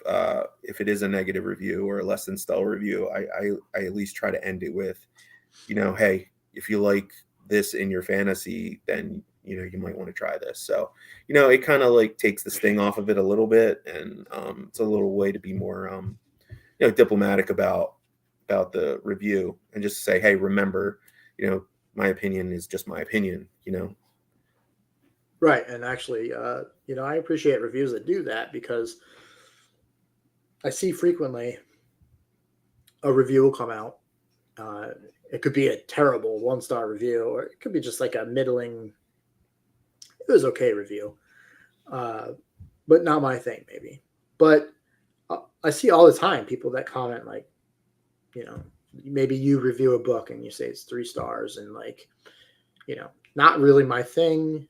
But if you like Game of Thrones and everything's Game of Thrones now, and incest, then maybe you'll like this book. And then there's always the comment that's like, I love incest, I bought it. And you're like, oh, yes. And I mean, yes to the sale, not the incest. I feel like there's a lot of books that say that if you like Game of Thrones, though. I guess sure, it's the way to market. I don't know. Fair. I'd be pissed off if I read it and I was like, this is nothing like Game of Thrones. Right, I agree. You liar. I always advertise my book with like Abercrombie characters meets a Sanderson magic system, meets like the scope, kind of like a Game of Thrones. Like, I don't ever call my book a Game of Thrones type thing, because it's not. But when you think of Game of Thrones, you think of like a big world and a bunch of POVs, and that is, my book. Very much, George R.R. Martin is a big inspiration, but I just don't like sorry, this comment. Anyway, that happens a lot. I think, there's between Game of Thrones and what is it? A Court of Thrones and Roses? I think that's Thorns and Roses, I think. Yeah. That is a big popular one to compare your books to as well. Which I think that's fantasy romance. I don't remember. I just know it's not for me. But yeah, I think that's the other one I see the most, is like Game of Thrones or Court of Thorns and Roses. And well, they're the 2 biggest selling, fantasy. Right, I know. So yeah, let's compare it to that. Yeah, I just think that's bad because everyone's doing it, like you said. So I specifically don't include Game of Thrones in my like advertising. But if you ask me about it, I will say that he was one of my influences. But yeah, like you said, everything is like Game of Thrones meets something, and it's like, yikes. I've gone to the point now where I just think they're lying every time I see it. Like, when I see it now, it's like, if you like Game of Thrones, I'm like, no, this is gonna suck. I'm not even gonna read it. Like, right? Yeah, I mean, not that I'm a big fan of Game of Thrones, because I'm not really. I mean, I don't know. I don't even get into that, because that'll be another show. Another show. I think I pissed enough people off tonight. I'm very interested in talking to you more about Game of Thrones then, because I mean, I love the books, but I have a lot of problems with the show. Save it. Yes, we'll have to reconvene. There'll be another hot takes episode. Or I'll make it a hot takes episode. Whatever works. But anyway, I don't know. I think I've kind of run out of stuff. Yeah, I'm good. Okay. I mean, we've gone. That was a great conversation. I loved it. 2.5 hours. It was a great talk. I really enjoyed all of it. I think that we said our opinions without being too inflammatory. I hope. I guess we'll find out. We'll find out. So for anyone that wants to, yes, Twitter will tell us. For anyone that wants to connect with you, they can go to your blog, which I have already linked in the description of this episode. Cool. What's your Twitter handle? Oh yeah, it's Nick Borrelli, but handle is at NICKRVWS. No vowels at the end. NICKRVWS. Nick Reviews, but okay. Not the. Right. I tried to be clever. I knew that your Twitter. I could never remember what it was, but I knew it wasn't like just look for Nick Borrelli. You should find me. Right. Yep. That's true. You do pop up pretty quickly. So once again, I do want to thank you for coming on, and you're almost like the father of this channel, because without as long as I'm not the grandfather, I'll take the father.